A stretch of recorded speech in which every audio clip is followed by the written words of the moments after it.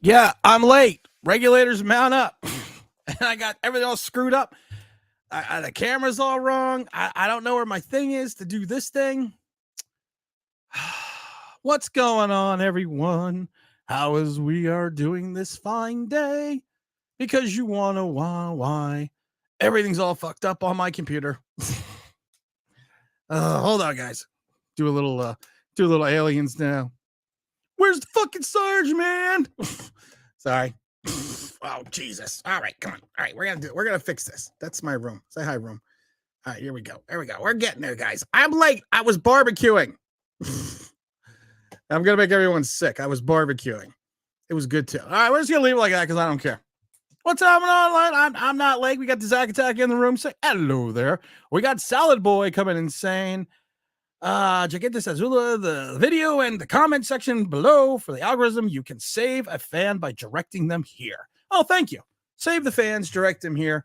What is it? Maybe it's my chair. I think I was just going to do the whole show like this. What's up, everyone?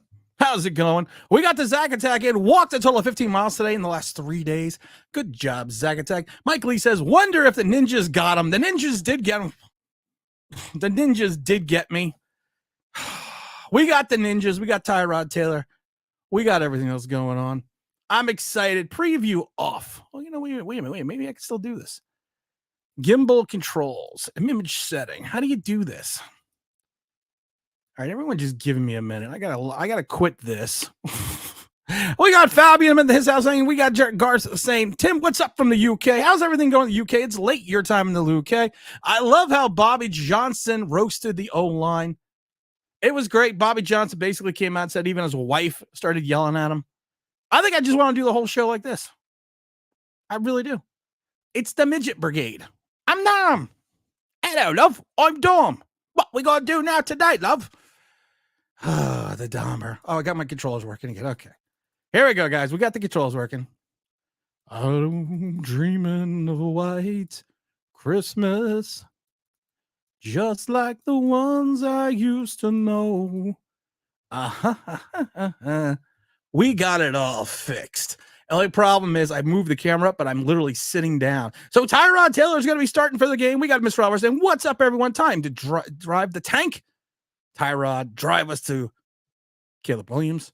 We got Terry going, hello, Dom. Hello, love. I'll be sitting in me tree, making me cookies.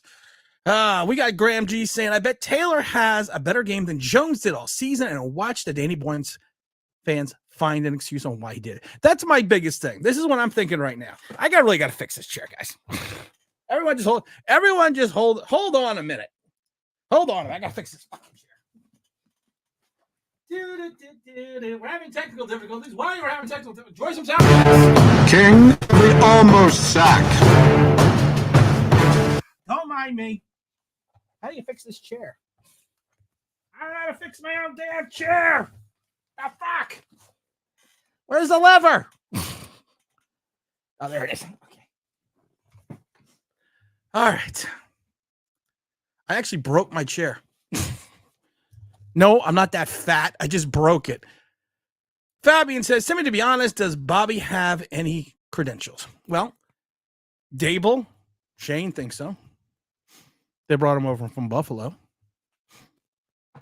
Jake, I think he's got some. They'll probably pin it on Kafka because it's never Jones's fault. Let's think about this for a second. Let's just roll this back for a second. Let's just say, for argument's sake, Tyrod Taylor goes out, throws 300 yards, 3 touchdowns, maybe an interception, a bunch of sacks, and somehow the Giants lose the game 28-17. What happens the next week against the Commanders? Let's say Jones comes back next week against the Commanders. Do you really take out Tyrod after the fact that if he throws for 300 yards with an offensive line with the injury report that is looking like more and more every day that every single offensive lineman is out? You got Andrew Thomas still out. Matt from Connecticut's out. You even got Shane Lemieux hurt. Zack Attack. Where's the Zack Attack? Could you DM me the injury report, please? Fabian says Timmy is in his boxers like a news reporter. No, I got pants on. Yeah, I got pants on, so we're good.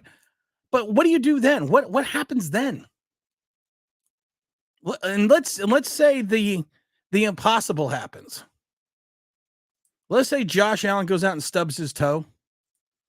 Let's say the unexpected happens and the Giants, by the grace of God, defeat the Buffalo Bills 24-21.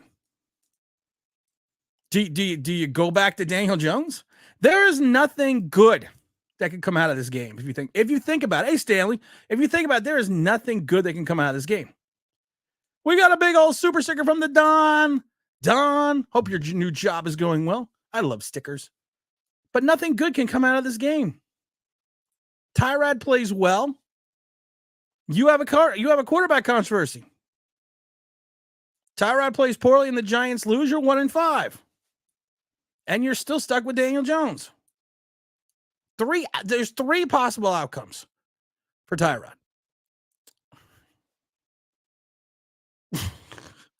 I don't know what the fuck that bubble was. See if it does it again. That was pretty cool. Three possible outcomes from Tyrod. He doesn't finish the game. He lights it up, or he stinks it up. That's it. There's going to be no other possible options available for this. So no good. Honestly, if we think about this, no good can come out of this game. And I'm not. There are two kinds of people. And I'm not saying that just to be a butthead, but no good can come out of this. There is going to be no winning. If Tyrod comes out, throws up a memorable game, he goes back to the days of yore, like when he was in Buffalo. When he took that Buffalo Bills to that playoff game, they extended him, then they got rid of him. Or it could be like he was in Cleveland or with the Texans or any of his other stops. Is it just me, or does it seem like Tyrod Taylor's been in the league for 4,974 years, and he's only 34 years old? But that's the best part. Tyrod, a certain magic still lingers in the name of tools in the ice and the snow. I was like doing John Basunda. But there's literally no winning. Let's see what everyone else has to say, because I see a pimp name Slipback is right here. It's like back. I can't even talk today. Giants O-line's worst. It wasn't good last year either. Why did Schoen pitch his entire season on a rookie center, an unproven interior lineman, Evan Neal, instead of getting the vet? At least Gettleman got Kevin Zeidler in 2019. You're right. In some regards, there is a total neglect of the offensive line outside of the draft. You brought in a couple guys. You brought in Glowinski, product of the Indianapolis Colts system. You brought in Bredesen. I mean, we've talked about this. You brought in all these guys, but all these guys, really, outside of getting JMS, who's out. Really, Shane? What did Shane bring in? I'm not trying to be one of these guys that's going to bash Shane. But think about this just for a second. What did Shane bring in offensive line wise that makes you sit there and stand up and say, okay, this was a good idea? Let's see. Zach Attack. Did you send me the injury report? Here we go. The unofficial injury report from the Zach Attack. Here we go. I'm going to pull that up. Zach Attack, the unofficial producer of the Online Big Blue Show. Daniel Jones out. Andrew Thomas out. John Michael Schmitz out. Azeez Ojulari. Does he even play anymore? Out. Matt from Connecticut is out. Questionable is going to be Saquon Barkley. Darren Waller was a late addition with the groin. Evan Neal with the ankle. Shane Lemieux with the groin. Brightwell with the ankle. DJ Davidson with the knee. McFadden with the ankle. Now, I always say if you're questionable, you play. It's when you're listed as doubtful. You usually don't play. How long these players are going to go, I don't know. But this is truly an uphill battle. I love how Jordan Nuts trolled everyone. Is that guy that Talking Giants reposted? I even posted on Twitter when I saw that. I'm like, how did you fall for this? Max, what does Max say? Looking like Saquon might play, but Daboll's been doing this every week. No, he's not on the list now. Saquon is now on the questionable list. So you got Jones, Thomas, Schmitz, Aziz, and Bot from Connecticut are going to be out. What does Stanley say? Hey, Tim, I think the Giants can turn the season around because the schedule gets softer after Buffalo. I'm not really sure where you think the schedule gets softer. Should we just go, just for Stanley's sake, should we just go over the remaining schedule? The Commanders are not going to be an easy out. The Jets, even with Zach Wilson, have a championship defense. I can see us winning the Raiders, but it is away. We're going to lose the Cowboys. We're going to probably lose Commanders at home. We could beat the Patriots. I think we're going to lose to the Packers. Let's see here. We're going to lose to the Saints. We're going to lose to the Eagles. We're going to lose to the Rams. We could potentially win 2 more games. I mean, on the schedule, there's like 3 gimmies. I should rephrase. There are like 3 games that should be gimmies. JMS looks solid before the injury. JMS had his own issues. He looked good. We're going to see constant runs from Tyrod Taylor. Aziz is a goner. Yeah, he is a goner. Joe gets a D for his. If you look at Joe's draft, the last 2 drafts, there's a lot of incompletes and question marks. I'm just saying. ECK says we have $60 million in cap space next year. Give 30 of that to the right guard, left guard, and so, your problem is already ECK. You're not going to get 30 for 3 guys. That means you're going to average 10 million. And then what's your money in 2025 for those guys? Cut Daniel Jones after 2025, then draft the quarterback into a better situation. The problem is, what if you're here? This is my only problem with this, ECK. What if Giants finish in the top 3?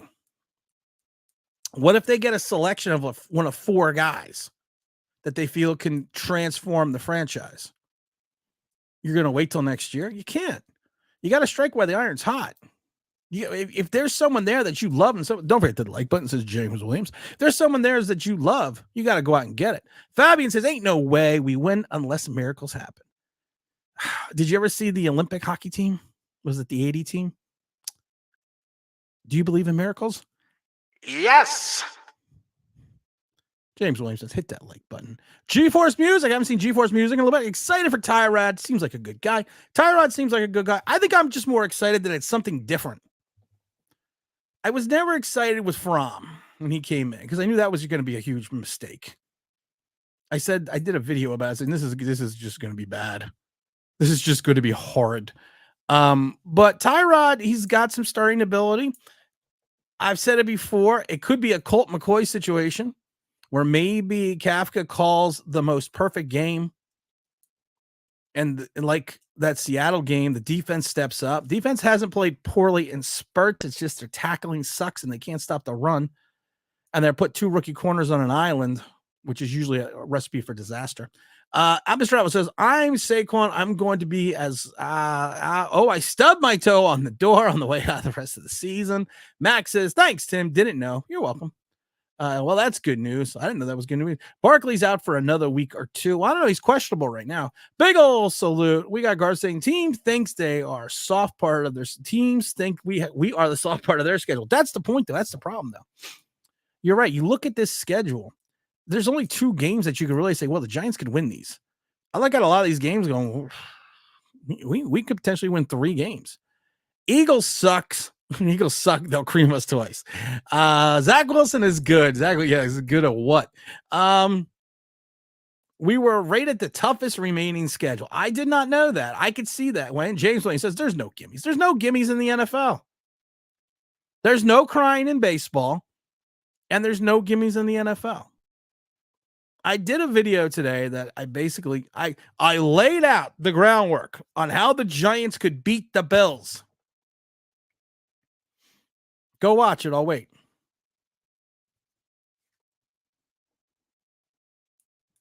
No. Go. You can go watch. Come back. I'll come back. All right. Well, I'm not gonna wait. One of the options was not stop the team bus from showing up at the stadium, the Bills team bus. One of the options is this: you got to do something different. You got to surprise them. You got to shock them. Like I said, I would go 4 wide, first play, and just chuck it. Don't care if it's an interception. Don't care if it's an incompletion. I'd be happy if it was a completion. Just throw it to Hyatt. Show them from Jump Street that you are not afraid of that pass rush. That you have a true quarterback who understands the ability to step up into the pocket and just let him throw it. And then what do? First quarter, I go max protect. And I put Bellinger, I've said it before, I put Bellinger in the backfield. And at certain points in time, you know what I do? I squeeze Hyatt in the backfield as well. I get rid of the Wan'Dale Robinson experiment of these 3 yard outs. And I use a floating pocket, and I move Tyrod from side to side to give him a little bit additional time. Not a play action rollout, a floating pocket. And I allow him the ability to get a few extra seconds with his mobility, and I allow him to look downfield. Think about that for a second. And then what do? I mix in the run. I try to ground and pound it a little bit. Confuse them. Whatever you're doing now, Giants, Kafka, Daboll, whatever you're doing now, it just ain't working. It's not working. Mix it up. Like I said, literally drop Hyatt in the backfield. And I don't care if he gets if you pitch it out to him, give him a 2 yard run, use a bubble screen, use your speed. I think we watched Miami dissect us with just pure speed. You have some speed on the offense. Use it. Take advantage of it. Show the Buffalo Bills that, you know what, at the end of the day, we're not afraid of you. Move the pocket. Bellinger in the backfield. Max protect. Yes, I know with max protect, you're only going to send out 3. If they go into a zone, a quality quarterback should be able to find the open man. And if you have one-on-one coverage, or if they decide that they see you're in max protect and they blitz, you're going to have a one-on-one. You're going to have someone one-on-one somewhere. That's why I said float the pocket. Floating pocket. Not a play action rollout. Floating pocket. Now, when Daboll does all these things and the Giants win 17-10, I will be shocked. I like Todd. I'm just indifferent. I'm excited I wasn't really excited for Sunday night because, with Daniel Jones, he's 1-12. I was ready for the loss. We're probably still going to lose, but I'm more excited now. I'm actually going to watch the Sunday night game. I'm going to stay up until Tommy DeVito comes. Until Tommy DeVito comes in the game. ECK says, when I said I don't want Caleb, it's not because I have faith in Daniel Jones. It's because he's going to play next year no matter what, and I don't want to see it. Here's the thing. Does Daniel Jones really play next year if you draft a quarterback? Does he Eli Manning it? Because you got to remember, he'll be in here 6. And we will still be like, we failed him. It's year 6 and we failed him. How many years can go by that we failed somebody? People like to point out 177 sacks. Phil Simms was sacked. Phil Simms was sacked 477 times. Phil Simms had terrible offensive lines. Went to Pro Bowls, won a Super Bowl, was on a way to winning another Super Bowl, had a Pro Bowl season his last year, was leading the Giants to the first playoff appearance in 81 until he got hurt behind a bad offensive line. When he retired, he was in the top 20 of all passing categories in the league all time. So the Giants fail him? Did the Giants fail Eli Manning? Eli Manning, the last 6-7 years, Eli Manning after 2011, the Giants did everything to screw it up. Literally, they did everything to screw it up. So did they fail Eli Manning after 2011? Eli had terrible. People keep forgetting Eli Manning had a terrible offensive line in 2011. Terrible, god awful. Didn't get much better until he retired.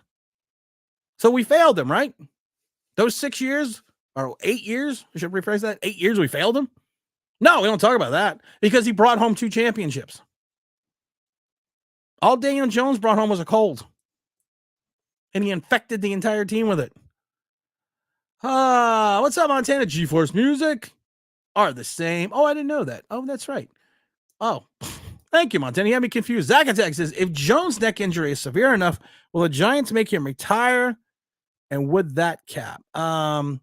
There's probably a provision in the contract in reference to career-ending injuries, but he's guaranteed that money either way. He's guaranteed the money those last next year and the other year. G-Man says, if Tyrod plays a great game, the Giants organization fan base will have to realize $40 million was a waste. I think that should be the biggest fear I think everyone has.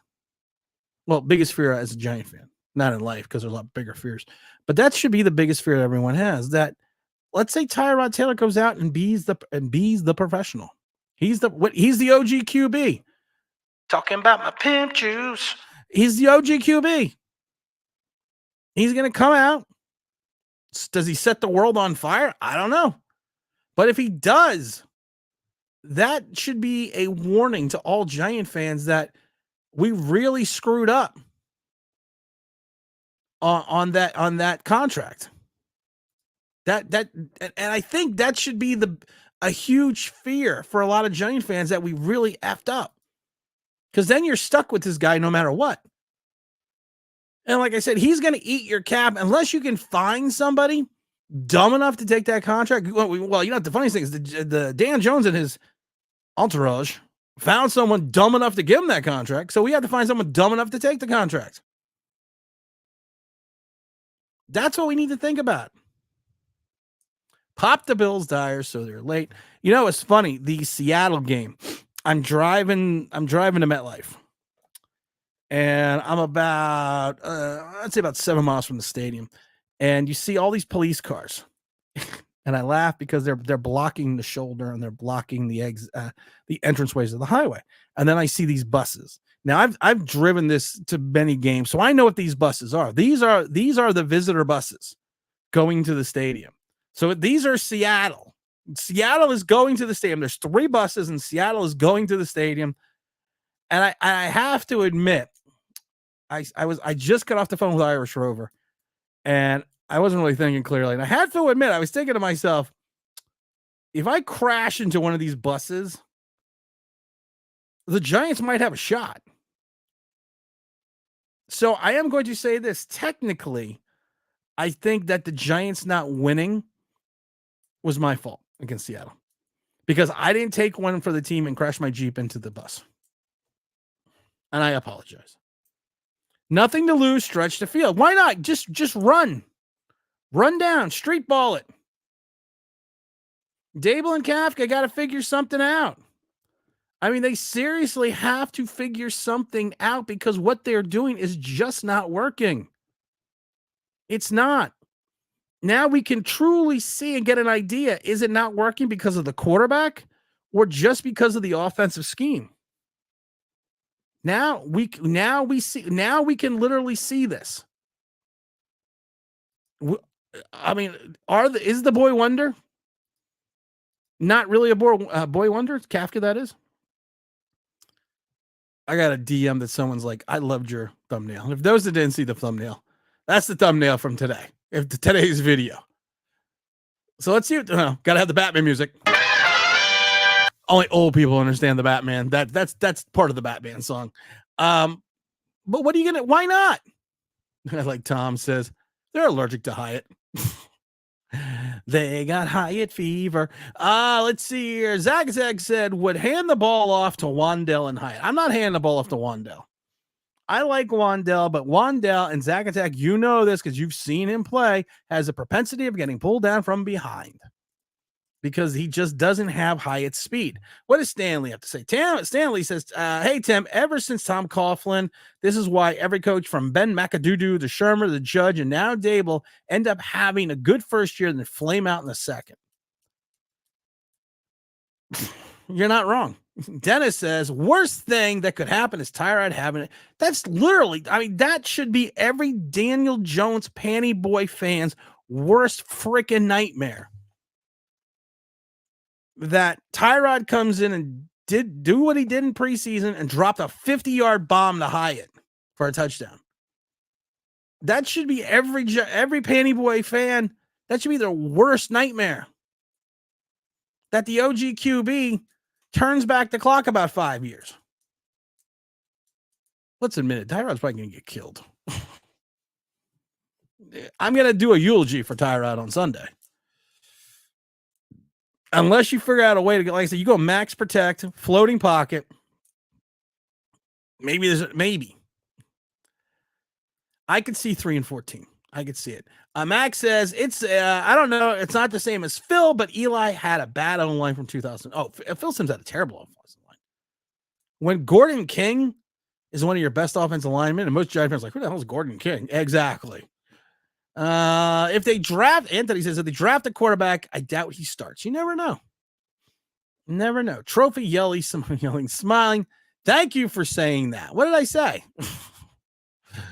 I don't know what I said, but I never know what I said. They used the yellow Vaseline on Eli.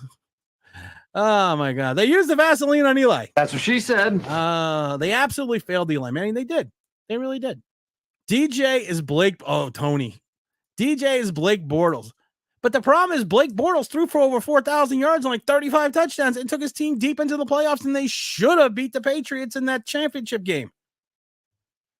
I love that song. Talking about my pimp juice. It's your pimp juice and my pimp juice. Nelly, very underrated. Montana says, if you could make the call, would you start Tyrod for the rest of the season? I don't think Tyrod's going to survive Sunday night. It really depends on the injury, because Tyrod could come in and win you some games and really screw everything up. Then we win like 6 games instead of 3.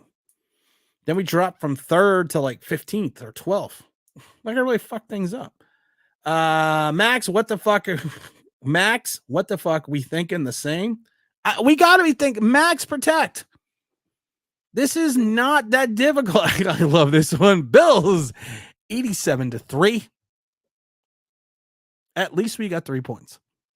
I actually said the other day it was going to be 75-2 Bills.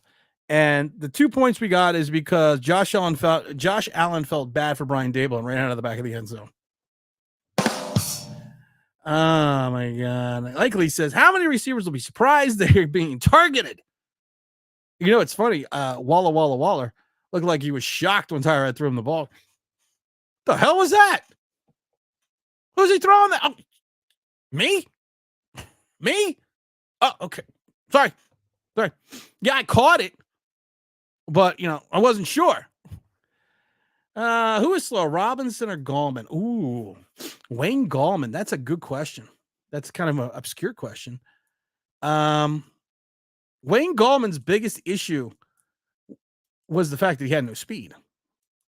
He got pulled down from behind in Seattle and a couple other games. I think it's a tie. That's a good one, Mike Lee. I had the chance to ramp Trump's limo when it was a regular limo before he got elected, but he announced, and I didn't. I thought about it. Would have happened frequently, whatever since. Yeah, because things are going so much better right now. And that's not a political commentary. Things are going so much better for everyone. Yeah, I saw my 401k. And then Biden fell up the steps again. He fell up the steps again in Philadelphia. Oh, my God. Likely we have Kamala Harris. Hey, Harris, for real, what's going on? I was just wondering about you the other day. Seeing what's going on. Over under Tyrod Taylor survives the half. I'm going to say he survives the half. I think we're going to go any given Sunday. He's going to cap Rooney it. He's going to play that first half. And then Willie Beeman's going to come in. Gotta get to work. Also known as Tommy DeVito. Yes. You know what he's going to do, Tommy? He's going to come and pull the Willie Beeman. Come on. My name is Willie. Baby, I keep the ladies screaming and all my fans got screaming. You can defeat me. You're dreaming. I know I sound just like Willie Beeman. I know. I'm so awesome. Pimp name Slick back dropping the big old super chat. I'm just surprised that so many cocky and arrogant Giant fans have been humbled. Talking Giant guys called me a fool for predicting 6 wins this season. Zach. Zach Attack. Which one are Talking Giants again, please? Zach, Zach Attack, of course, is the unofficial producer of the Online Big Blue Show. Zach, you have a private chat in the comment section. There's a button that says private chat. When when somebody puts in another name of another content creator outside of Fisk and Cop, you have to tell me who they are in the chat, so I sound smart. Bobby Skinner's still not helping me. Come on, man. Come on, Zach. He's now 201K. Hey, where'd it go? My 401k is now a 201k. I wish it was that much. Yeah, but that's the thing, though. Everyone, and I laugh now because you have all these Giant fans who are Daniel Jones enthusiasts are now like, well, I hope Tyrod sucks. And I don't remember people that weren't in the Daniel Jones camp. There are some, I'm not gonna lie, sitting there and saying, I hope Daniel Jones sucks. We just point out things he does wrong, but there are people on Twitter that want Tyrod Taylor to get annihilated and have the worst game of the ever, so we lose. We never say that. You know what's funny? The cult here, we never say anything. We never say anything like that about Daniel Jones. Never. We just point out all the things he does wrong, and there's a lot. But there are fans, and they call us bad fans because of the fact that you don't support the quarterback. What's wrong with you? No, we supported him for 4 years. Now this is year 5. Most times you get 2, 3 years, 3 years tops. You're in year 5 and we're still hearing, we failed him. Everyone's got to shut up with that. The media, if you don't think the media is in Mara's back pocket, you on Sunday and Monday, all the beat writers and everyone else was like, Daniel Jones is horrid. This is bad. This is a bad situation. We probably made a mistake with this $40 million. Blah, blah, blah, blah, blah. And then Tuesday, all the beat writers, not all of them, some of the beat writers are like, you see the articles, we failed Daniel Jones. Crazy thought process. Maybe he just sucks. It's known to happen in the NFL. I know it's crazy, but it's known to happen. It's funny. Dunkin' Donuts has these munchkins. They're pumpkin spice. They're really good. I'm only thinking about that because I looking through my office door and I have like a bar, and there's like a high top bar. There's a section that's got a high top bar table and some bar stools, and the donuts are over there. What does Moet say? I think DJ is done. Do you listen if the Bears are ready to? The Bears, he just threw for 8 touchdowns in 2 games. The Bears aren't going from Justin Fields. The Bears are like, fuck yeah, we got ourselves a quarterback. And they got Kadarius Toney. Joe says Joe is a bust. They didn't pay the most respected player in the locker room, so now the players have lost respect. I don't know if they lost respect. I don't think they've lost respect for in the locker room. I really don't. I don't think we've gone down that primrose path just yet, but I do think they undervalue it's amazing because the league started undervaluing the worth of a running back. And now we see for the Giants that probably, which we've talked about, 60% of the offense is running through, if not more, running through Saquon Barkley.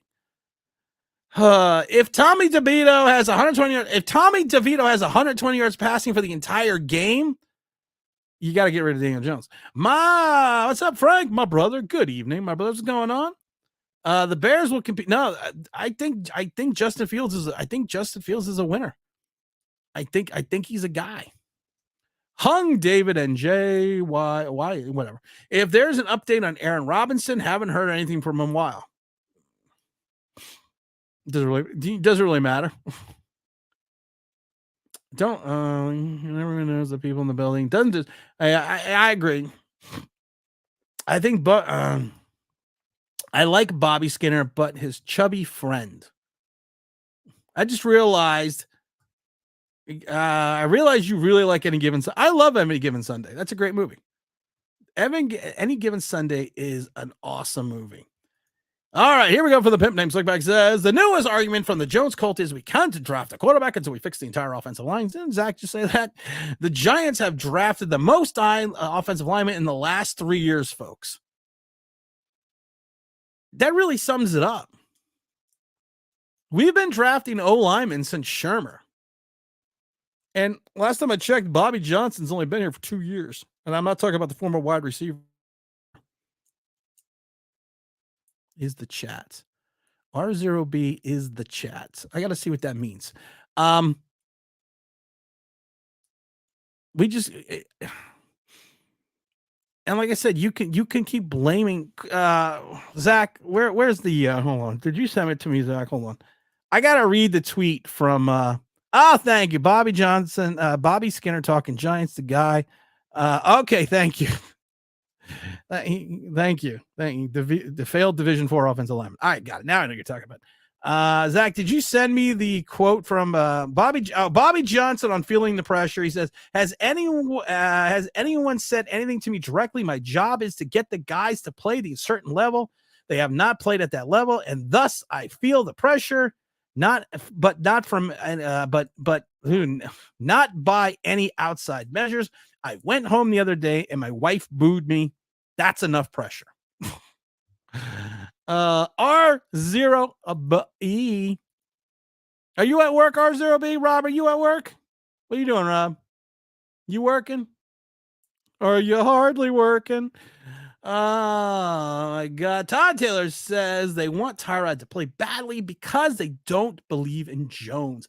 Collins says, so if we do manage to keep Tyrod from the ER, can he at least admit the line is not completely to blame for everything? Oh, here's the thing about Tyrod. Like I said, I am concerned that he may throw up like 250 yards and like a touchdown. We may lose still 35-17, but what happens if you score 17 points in Buffalo and Tyrod survives? And let's say some of our weapons like Darius Slayton and Wando Robinson and Jalen Hyatt and Waller actually produce something. That's got to scare the shit out of Shane. Because that just throws your whole thought process into something that just doesn't make any sense then, because then you're like, okay, what are we going to do now? Because he's really just killed us by showing that he could potentially be the guy. And it's an offensive line issue, and it's not an offensive line issue, but then we're also thinking that maybe it's just a problem with the quarterback. Then what do you do? I mean, honestly, then what do you do? What? I am not. Thank you, Zach. Rob, you want to hop on? Does the R0B want to hop on? Hey, Tim, any given Sunday, I love the defensive coach's attitude and philosophy. Smash Mouth football. Bonus is to be made for inflicting injuries. I love that too. I love that. And like I said, any given Sunday is not like the most accurate film in regards to the locker room and things such as that, from what I saw, or from what I saw in college. But it's just, sure, tweet me the link. You're too good, Rob, just to get the link out of the fucking chat. Rob, I'm going to put the link in the chat. That's Rob. I'm just too good. Tweet it to me. I don't think so. There it is, Rob. Zacatech says, Tim, get Rob to hop on. I just did. Moet says, the reason I brought up the fields for the Giants is because Chicago is linked to the USC quarterback to draft him. I don't think they're going to do it because it's just doesn't make sense. But I understand what you're talking about. I understand what you're talking about. Here's Rob. Rob, are you ready? Not if you're ready. You got a Michigan hat on. Rob's got a Michigan hat on. What's up, y'all? Is there any reason why you got a Michigan hat on? It's the only beanie I have. You don't have a beanie, baby? That's what she said. Touche. Sorry. What's going on, man? What's going on, man? I actually went to go donate plasma last Sunday, and I wore this hat. And the guy that they check you, like they have to check your vitals and all that stuff to make sure you're good. And he's like, you got some guts wearing that hat in here. So what do you mean? He's like, Michigan just beat up on Minnesota this past Saturday. I was like, oh, I really don't. I was like, I really don't care. I don't care about either teams. I said this is the only beanie I had. So now the only problem I have with that story is it's now Friday and you still haven't taken it off yet. I've been wearing it almost every day. Is it cold? Yeah, it's cold up here. Yeah, or is it? I don't mind it though. I wish you guys could see the wall because I've had some time to try to keep myself busy, and I made a nice little. Actually, you know what? Why don't you turn the fucking camera? Because then I gotta fucking set it back up, and it's. Oh my god, the drama! Here, I'll put it. Here, I'll send it to you in a DM, and if you want to put it on the stream, you can put it on the stream. If not, you just have it. But where are you? There you are. There's Tim. We'll all just wait for Rob. There you go. You send it to me on Twitter. Yeah, send you a DM. It's not finished yet. I still have other stuff that I gotta boxes I gotta go through. But as far as my giant stuff, that's about it. Rob's got the porn room here. I like the porn lighting.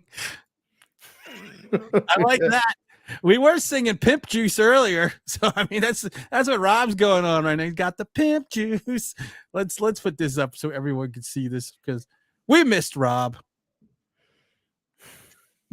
There we go. There it is. There we go. There's the Rob Man Cave. He's got a Barkley jersey. He's got a Barber jersey. He's got 2 Barber jerseys. Yeah, the white one is authentic, so it's like the stitched one, and then the other 2 aren't stitched. I guess they don't make where it's sewed in. I guess they don't make those kind of jerseys anymore. Sure they do. You got to pay for them. I don't know. Somebody told me that they don't make them anymore. So yeah, they're just real expensive now. Aren't they like $400 or like $400? They're something crazy like that. They're like that. So not that I don't want to hear all about your room and your donating of plasma and all that fun stuff, because of the fact that I'm here to talk Giants. Mm-hmm. I don't know if you're familiar with that team wearing a Michigan hat. Do they wear blue jerseys? If you turn it upside down, you'd be wearing a wussy hat. Tyrod Taylor, of course. Rob's like, I don't need this. The Tyrod. What the hell did I turn the camera on for? The Tyrod is starting. Tyrod. I want to ask you because you're in the what is it called on Twitter? What is the thing on Twitter called again? The DJ Hate Club. No. What is it called when you do the thing that it's live on X? But what is it? It's called something. I can't think what it's called now. Twitter Spaces. Twitter Spaces. You do the Twitter Spaces, so you know, and I was talking about this earlier, so I'm kind of curious to see what the vibe is on the Twitter Spaces. You have a certain segment of the Daniel Jones Panty Boys that are so negative right now about Tyrod Taylor that they're like, we hope he gets killed, we hope he loses, we hope we get smashed by 45, just so people can see that it's not Daniel Jones's fault. Are you that's getting that on the Twitter Spaces? I mean, none of those moronic people come into my or my buddy Base's Twitter space, but they're out there, and I talked about this, yesterday or the day before about it. Like people that are in that segment of the fan base, like they're gonna go ahead and use this game. If Tyrod goes out there and is getting blitzed like crazy, they're gonna use that to prop up Daniel Jones and see, it's not Daniel Jones, it's the offensive line. And they have this argument that no other quarterback could come in here and play on this team and be successful, and they're going to use Tyrod Taylor to be the example of that, which with all due respect, and I said this, Tyrod Taylor is not a franchise quarterback. He was never a franchise quarterback.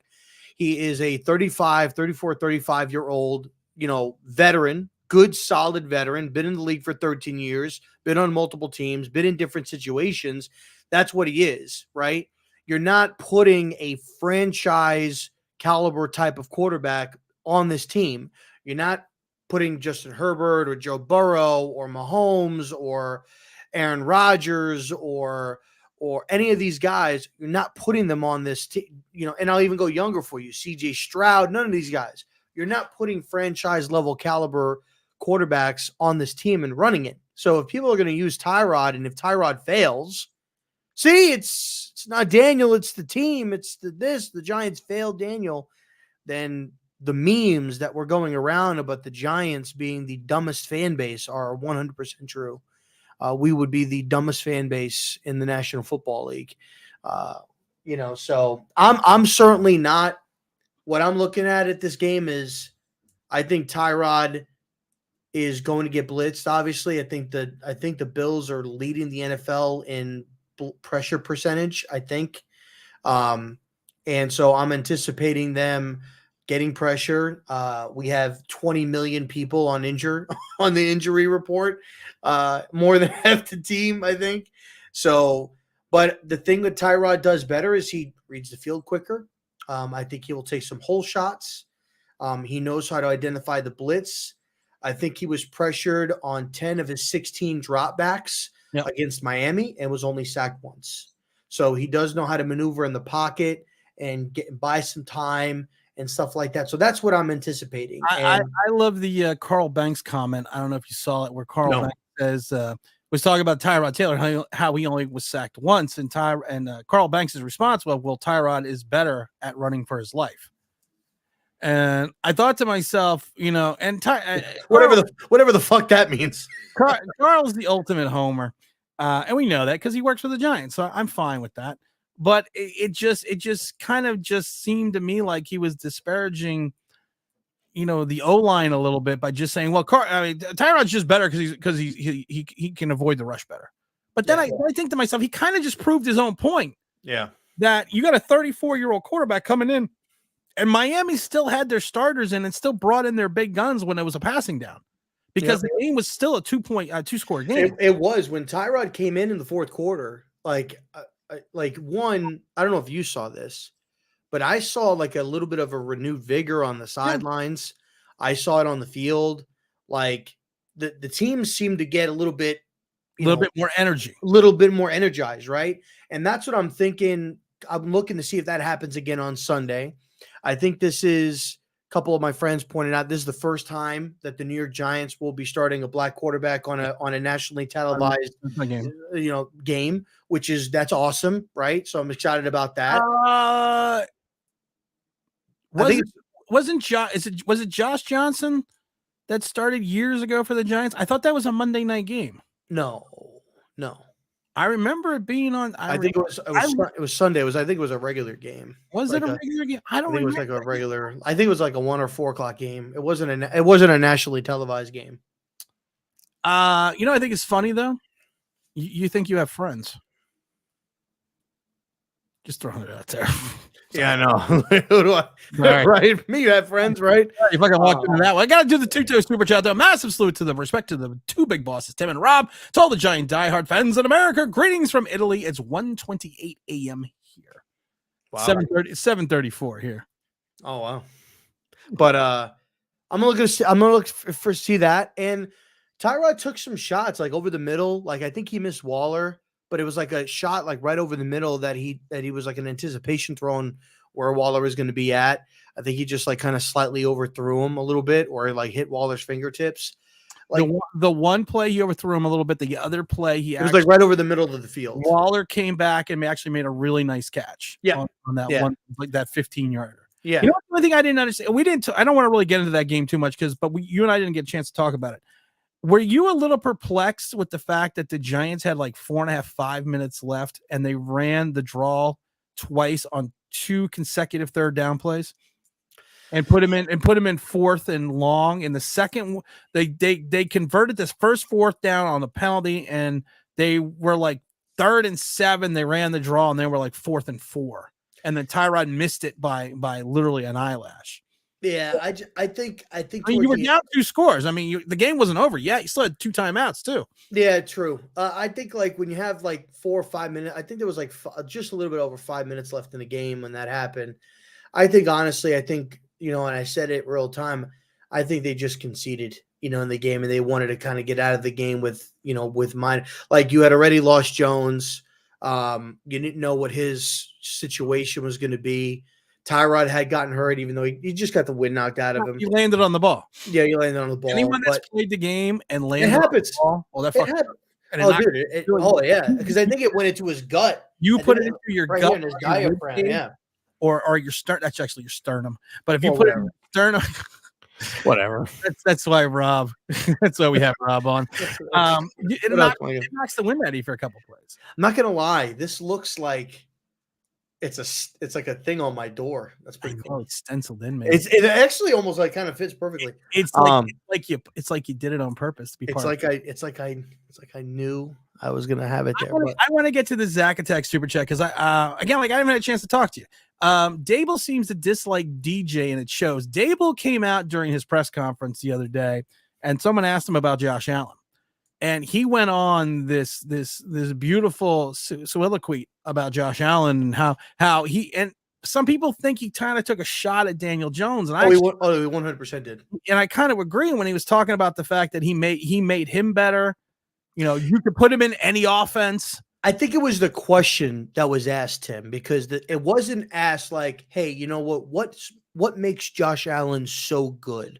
Like, why is he one of the best quarterbacks in the league? Well, the question was that he missed him. That Josh Allen missed him because his play had dropped off. And I laughed because last year I think Josh threw for like 3 interceptions. He threw one less touchdown and one more interception. And he had more yards. Yeah.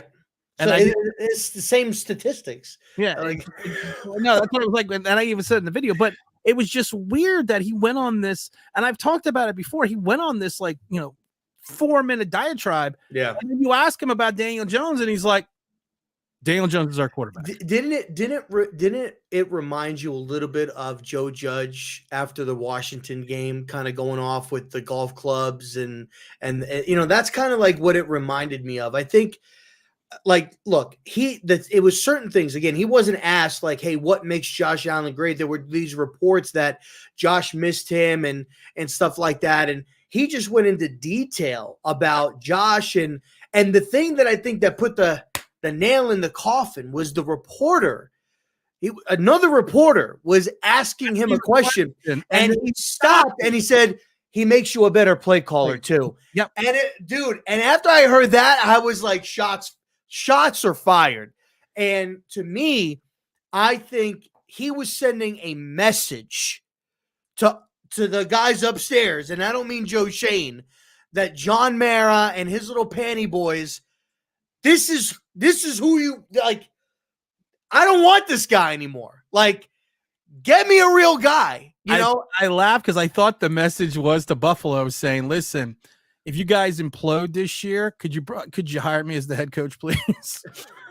Could I please come back? Yeah, like he was 100%, taking shots at Daniel Jones. Maybe not necessarily Daniel Jones, but the situation and the things that he called out. He said things like throwing the ball on time, things that Jones does not do. Not everybody can run across your body, throw it on a dime, this and that. Like, not every quarterback can do that, but it was the little things about making you a better play caller, which the criticism right now was that the offense is vanilla and the play calling is bad, right? That's one criticism that's being talked about through the social media and the national media. He even said he could excel in any offense. And that I was like, I heard that and I was like, fired. Shots are being, look, I think it's inevitable that we are on pace right now to probably have a top 3, top 4 pick so far. And if we continue to play, our offense is just putrid. We can't put up any points. We were going through the schedule earlier before you jumped on, and we were looking at maybe 3 to 4 wins. I think we may only win 1 or 2 more games this year. I think we could beat the Raiders. Well, if we won 2 more games, that would be 3 wins. Yeah, I think. Oh, I thought you meant 3 total, like 3 total. Yes, 3. No, I meant like 3 wins after this week. Oh no, like, I'm talking total. Oh, okay, yeah. I see maybe 1 or 2 more wins. Like, I don't think that we're going to beat. Like, people say we'll beat the Patriots. I don't think we'll beat the Patriots. I think we beat the Patriots. I think we beat the Patriots and the Raiders. If Jimmy's playing, I don't think we beat the Raiders. The Raiders got problems on defense, though. No, their defense is actually good, and they can get after the passer. They can get after the pass rusher, but you can go after that secondary. Well, here's the thing. I think it depends on Andrew, right? I think if we lose that, which I think we're going to lose this week, and I think if we lose next week to the Commanders, because I don't think Andrew's going to play next week either. I don't think so either. If we lose next week, they're going to shut him down for the year. They'll shut him down. My thing is this, and I'm going to get to the chat in a minute, guys. So I see a lot of comments, but I want to talk about the Andrew Thomas real quick. And I was at the Dallas game, and I remember when Andrew initially went out with the hamstring, and we were all praying it wasn't a knee, and then he came back in, I think a series later, and he wasn't taken out till like midway through the third quarter. I mean, hindsight, of course, is always 20/20, but it's the first game of the season. It is pouring rain. I mean, it was buckets. And you have your all-pro, all-world left tackle with a hamstring, and you leave him in though, and it was already 23-0 or 25-0 before at halftime. It was a blowout, and you left him in the game. Even Daniel, I don't care about that. I know, but I'm just saying, that first game to me, that game was out of control by the third quarter, midway through the third quarter. How do you justify leaving your all-pro tackle that long? And it was a blowout in the third quarter. Yeah. I mean, by the time they took him out, it was over at halftime. I think that was very, very bad awareness and coaching by Dabes, and by the positional coaches too. Like with Bobby Johnson, Bobby should have probably went over to Brian and was like, "Yo, we need to get Andrew out of this game, and whatnot." Especially after he sprinted after the interception by Bland, and he just collapsed. You could see it on the it was on the jumbotron. His leg gave out. He couldn't run. I'm gonna tell you this. I'm gonna tell you this as a former player. The coaches always first of all, the medical staff always ask you if you're good to go, and you always say yes. And then your position coach asks you, "Are you good to go?" And then you always say yes. And then usually your head coach and Daboll did go over to Andrew Thomas twice. I mean, I don't know what was said, but I know he did go over to him twice before he took him out, a couple series before he took him out. So I assuming that Andrew Thomas told Daboll, "Yeah, I'm good to go." But most coaches know most players are lying. They you just want to play. But at that point in time, I do think I don't think it's the position coach's decision. It should be the head coach's decision immediately. Listen, this is he went into the locker room at halftime. He got examined. I guarantee you Daboll, Johnson, and Kafka sat down with Thomas and said, "Can you go?" But at that point in time, you're down by 25. What the hell was the thought process? Because now you're going to be maybe 7 games before he comes back, if at all. Yeah. I mean, and the thing is, and he alluded to it today, Andrew did, in his interview. It was it's on YouTube with the Giants, that he was on pace to come back and he had a setback. Yeah. And so I don't think that he knew how bad it was. And then he was doing some regular drills, felt fine. And then it was when he went to practice and was actually having to pivot and anchor against somebody pushing against you. And that's when he realized that the tissue it was a little bit worse than what it was. So look, I think, it's inevitable. I think we're going to lose the Sunday. I think that if we lose against the Commanders as well, because I don't think Jones is going to play in that game either. I think Jones is going to get shut down. At least he's not going to play these next 2 weeks. And I think if we lose this game and we lose next game, both Andrew and Daniel will go to IR for the season.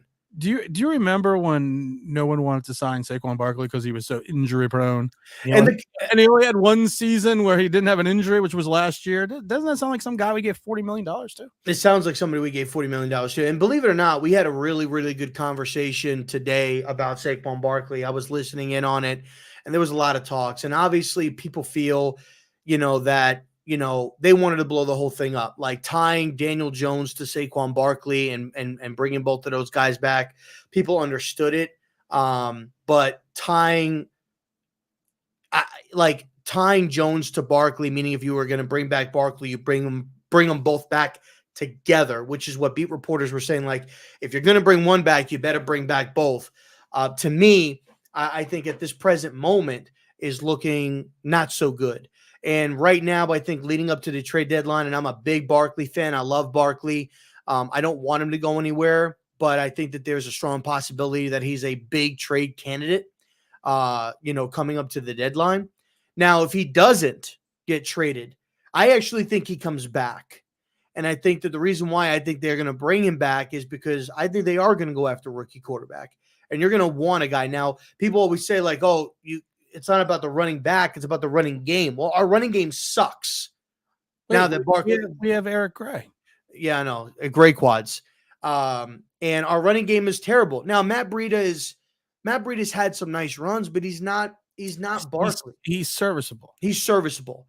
But let's get, not to interrupt you, but I want to get to Greg's comment, because we talked about how everyone says that the Giants failed Daniel Jones. Greg says, the Giants failed Saquon Barkley. He's never been running behind. He's always been running behind a substandard line his whole career, still successful. Imagine him on a team with a good offensive line. He's not wrong. He is. Everyone talks about the poor offensive line for Daniel Jones, but no one seems to, because maybe it's because he's put up 3,000-yard seasons in 6 years on poor offensive lines. Facts. That's the thing, is everybody talks about how bad the offensive line is for Daniel Jones, but Barkley's been running behind this offensive line since his rookie year. Since his rookie year, he's been running behind bad offensive lines. And look, I forgot what game it was, man. I think this was the fucking Seattle game, or maybe it was the Thursday. No, it was the Thursday night game. And they brought up statistics. We average more yards on offense when Barkley's on the field. Yeah. We average more points per game when Barkley is on the field. What I don't like, and just to talk about it for a minute, what I don't like is people say very clichely, right? They say, well, we weren't winning games with Barkley on the field. Okay, but that's not his fucking job. I feel like people are holding Barkley to the same level of scrutiny as a fucking quarterback. Well, it's funny though. And he's a running back. Only the quarterback has a win-loss record. I mean, it's exactly like, to me, like, I don't get that. Like, I'm not going to sit here and be like, oh, well, we weren't winning games with Barkley. Okay, well, he doesn't have the ball in his hands 90% of the fucking time. It's the quarterback. Like, right. So, like, I'm not going to sit here and hold a running back. Like, the Titans, if they're struggling, nobody's going to blame fucking Derrick Henry. They're going to blame the quarterback. They're going to blame Ryan Tannehill, or they're going to blame, Watkins, or whatever the fuck his name is, Willis, or whatever the fuck his name is. Like, they're going to blame the quarterback. And I feel like some people in the Giants fan base, they scrutinize Saquon Barkley because we haven't done a lot of winning with him. What has he had to work with? He's had a bad offensive line. He's had a subpar, average, mediocre quarterback at best that can't sustain drives, can't stretch the ball down the field. His average throwing yards are 6 yards or less. What is he supposed to do? He's facing stacked boxes. And last year, somebody said this today, Saquon Barkley last season covered up for so many fucking deficiencies that this offense had, where Jones made a living off of the quick dump offs, the RPOs, the play actions, and that's what made him look good. It wasn't that he was taking these shots down the field on a regular basis. Now, if you go and you take Barkley and you put him on, say, Miami, right? You're going to see a different Barkley. And I talked about it today. Christian McCaffrey, when he was on Carolina, people were saying that he was slowing down. Oh, the knee, like he's not the same player, yada, yada, yada. Now look at him now this year. You can make an argument that he's playing at an MVP caliber level. He's putting up more yardage and is more effective than the guys that were there prior to him, like Daboll, Ayuk, Kittle. He is like their entire offense right now. It's a renewed vigor. Why? Because they could stretch the ball down the field. They have a quarterback in Purdy that can take the deep shots, that can scan the field and make quick reads. Like, that's the whole point. So to me, like, I'm not going to hold Barkley and blame Barkley for the reason why we're not winning games and scrutinize him and say, you know what, we weren't winning games with him, so fuck him, get him out of here. Like, if they get rid of him, they get rid of him. So be it. I'll still root for him, and I hope that he goes to a team that's actually fucking competing. And then the people that are saying get rid of him, you'll see him blow up and be at the top of the league like fucking CMC is right now, and people are going to be like, wow. We missed out. We missed out on that Barkley because we didn't have a fucking quarterback. We didn't have a guy that could fucking play. Like, to me, it irritates me. Like, I can't stand it. And the next segment's going to be what irritates Rob. Moet wants to know: do you think Evan Neal can be a professional right tackle, or do you believe they have to move him to guard next year? I don't think they're going to move him this year. I know you're saying next year. I don't see them making anything that, unless there's more injuries that occur. I do like to point the fact, and yes, Evan Neal has issues with the speed rush, and I think his biggest issues are with the speed rush. But I also like to point out this, Rob, and I've talked about this before with Andrew Thomas. Andrew Thomas's first 2 years played alongside Will Hernandez. And I've said it before that a lot of times when Will Hernandez was in the game, Will Hernandez was not the best player and actually seeming to know what his assignment was as an interior lineman. A lot of times he hung Andrew Thomas out to dry.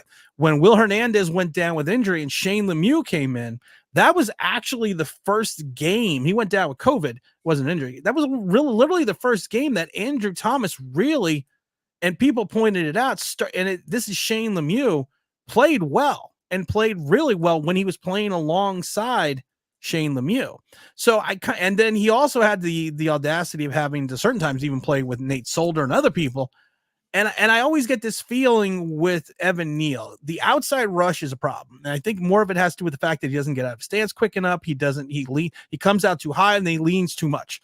But as you learn as an offensive lineman, as a young offensive lineman, a lot of times there are plays where there is a miscommunication or your guard play is just not good. And I think the Giants have run into that with Evan Neal, but like they did with Andrew Thomas, but now it's with Evan Neal on the right side. So I'm not yet ready to pull the plug on him as a right tackle. I don't think he's ever going to be a left tackle, but I'm not at that point where I want to pull the plug because of the fact that if you have inferior interior line play, you're going to basically put your tackles on an island with no help. And that's what I said before. I have no clue, Rob, why they're not putting a tight end on his side, why they're not leaving a running back. Well, they did, and he actually blocked the tight end. They did. And again, that's one. I know, but that's what pisses me off about our fan base. That's one play out of 50 in a game. No, that's fact. And the thing is this: even Evan Neal came out and said it. And most people in the league have said it before. If you never hear anything in reference to the name of your interior lineman, that means they're playing well. Yeah. But people will point out the one or two plays that he does not play well, and they fixate on that. And to Evan Neal's point a little bit, no one's talking about the other 38 plays I have. Yeah. They're talking about 2 out of 40. Yeah, I mean, Evan Neal very quietly had a good game against Miami. Yes. Now, obviously, there were a couple of plays where he gave up, but I mean, that's going to happen. But people fixate on that. But the Big Blue Banter guys, Nick Filato and Dan, they actually gave a nice breakdown on Evan Neal's reps, and he actually had a decent game. Had a decent game against Miami. And he did. And so I'm not ready to give up on him at the right tackle spot until we get a new quarterback in there and a new offensive line coach in there. I saw a lot of stuff that, and I saw a report today. A lot of what Bobby Johnson is asking him to do is leaning more forward and stepping in and then stepping back. At Alabama, it was more just him snapping back. And there was clips of him doing that, and he was very, very quick on his steps, where now he's got to step in, step out. And against the speed guys, you're putting him at a disadvantage because now he's got to step in, the speed guy. Now he lost leverage. And to me, that's shocking that Bobby hasn't picked up on that, especially as he's been. I'm sorry. Who pointed this out? What do you mean?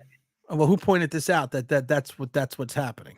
I don't know if you said it. I don't remember if you had No, said I it. didn't say anything. I saw it. I can't remember who put it. I saw it on Twitter. I saw it on Twitter today. You saw on Twitter. So they were a professional offensive line coach. No, but it was somebody with. It wasn't a they professional offensive line coach, but it was a guy. It was definitely a reporter. It had like the guy. Had 40,000 followers on Twitter. Oh, 40,000 followers on Twitter. That means you're a professional offensive line coach. Oh, didn't fucking know that. I got almost 12,000 followers. I'm a professional quarterback coach. Come on, Rob. What do you mean? What are you talking? I don't know where you're going with this. Here, I'm going with this. You are taking the advice from someone on Twitter who has 40,000 followers and saying that you don't understand the fact how Bobby Johnson isn't recognizing this. But this person with 40,000 subscribers doesn't work with the offensive lineman every day. But I mean, but it's already been on tape and everything like that. You could see Evan Neal. That's what he's doing. But who is showing? Who is? I mean, but here's the thing: it's been on tape. But who's breaking down this tape? Not necessarily who's breaking down the tape. Why hasn't it been fixed? But wait a minute. Who says this is something this is my thing? You and this is what kills me about everyone on Twitter and everyone else. Everyone's an expert. Everyone's an expert saying this is the problem. This is the issue. You don't know what else is being taught or what other problems Evan Neal is having besides what people are saying that needs to be fixed on tape. You can see that he is coming out too high. You can see his footwork is sloppy. But I'm not going to sit there and say, well, he's doing this and doing this because a guy with 40,000 people on Twitter and other people are breaking down the tape. I'm looking at the fact of I'm looking at his college tape and he never struggled like this ever in his college. He also went against guys that are working at Home Depot. No, he didn't. He went up against some top guys at Alabama. Come on, he did, dude. You don't listen. Okay. How many players? Just listen to me. Riddle me this, Batman. How many players get into the NFL? I don't know. 1,300. How many players get into the NFL? 1,300. How many players out of college get into the NFL? I don't know. So every player that you're telling me that Evan Neal went against is now in the NFL and a professional defensive lineman that he never went up against anyone that he was better than. I don't watch college football like that, but not necessarily that they came out. They didn't necessarily come out the same year. And you're playing in that school, you're not a scrub if you're playing at those top tier schools like LSU and all that. But you have 1,300 people in the league. You probably have anywhere between 2,500 people playing in college. Evan Neal was bigger, stronger, and faster than these people in college. You are now cutting that down and bringing him into a league where you have to be the best at what you do. Not always the time, because look at Daniel Jones, but you need to be better than the other players. There is no longer this outside of the all-star players. There is no longer this huge gap in talent. Evan Neal used to be here in college, and a lot of his talent he was playing against was down here, so he could bully them. He could do different things. He was never going to go up against weekly guys that A, get paid, and B, are in the league for a reason. But I'm not even talking about, but Tim, I'm not even talking about, I'm going to cut you off, but I'm not even talking about like his win. We're not even going to talk about that. We're not even going to talk about that. You're not listening to what I'm saying. You're not listening. You're not listening. I am, but I'm talking about his technique though. I'm just talking about his technique. Again, his technique, your technique. These are people that don't know fucking shit. These are people that are on Twitter breaking down film who don't have a fucking job in the league. Bobby Johnson, good or bad or right or wrong or indifferent, put in his time in college and the pros and is in the league. I'm not going to listen to a guy who's got 40,000 subscribers on Twitter because of the fact that he could break down film. If they could fucking do this, they would be in the league. Sorry. I mean, look, I get it. You like Bobby Johnson, or you don't want to blame him. But I don't like Bobby Johnson, but I'm saying this. You have too many Twitter coaches, YouTube experts, and they're a reason why you're on Twitter. There's a reason why you're on YouTube. There's a reason why you don't work in the league. So I'm not going to listen to all these. Like if a professional offensive lineman who's got 10 years. So do you know who Duke Manyweather is? Duke Manyweather. Yeah. He was an offensive line in scouting and development. Okay, for whom? I don't know. It's hashtag OLM Masterminds. Okay, so where? And he was the guy that originally made the tweet. So he's a scout and he's an offensive line developer, and he basically is the one who called it out. I just found it. He basically was the one. I'm actually looking up Duke Merriweather right now, and besides his YouTube, Manyweather. Besides his YouTube channel, I don't really see anything else.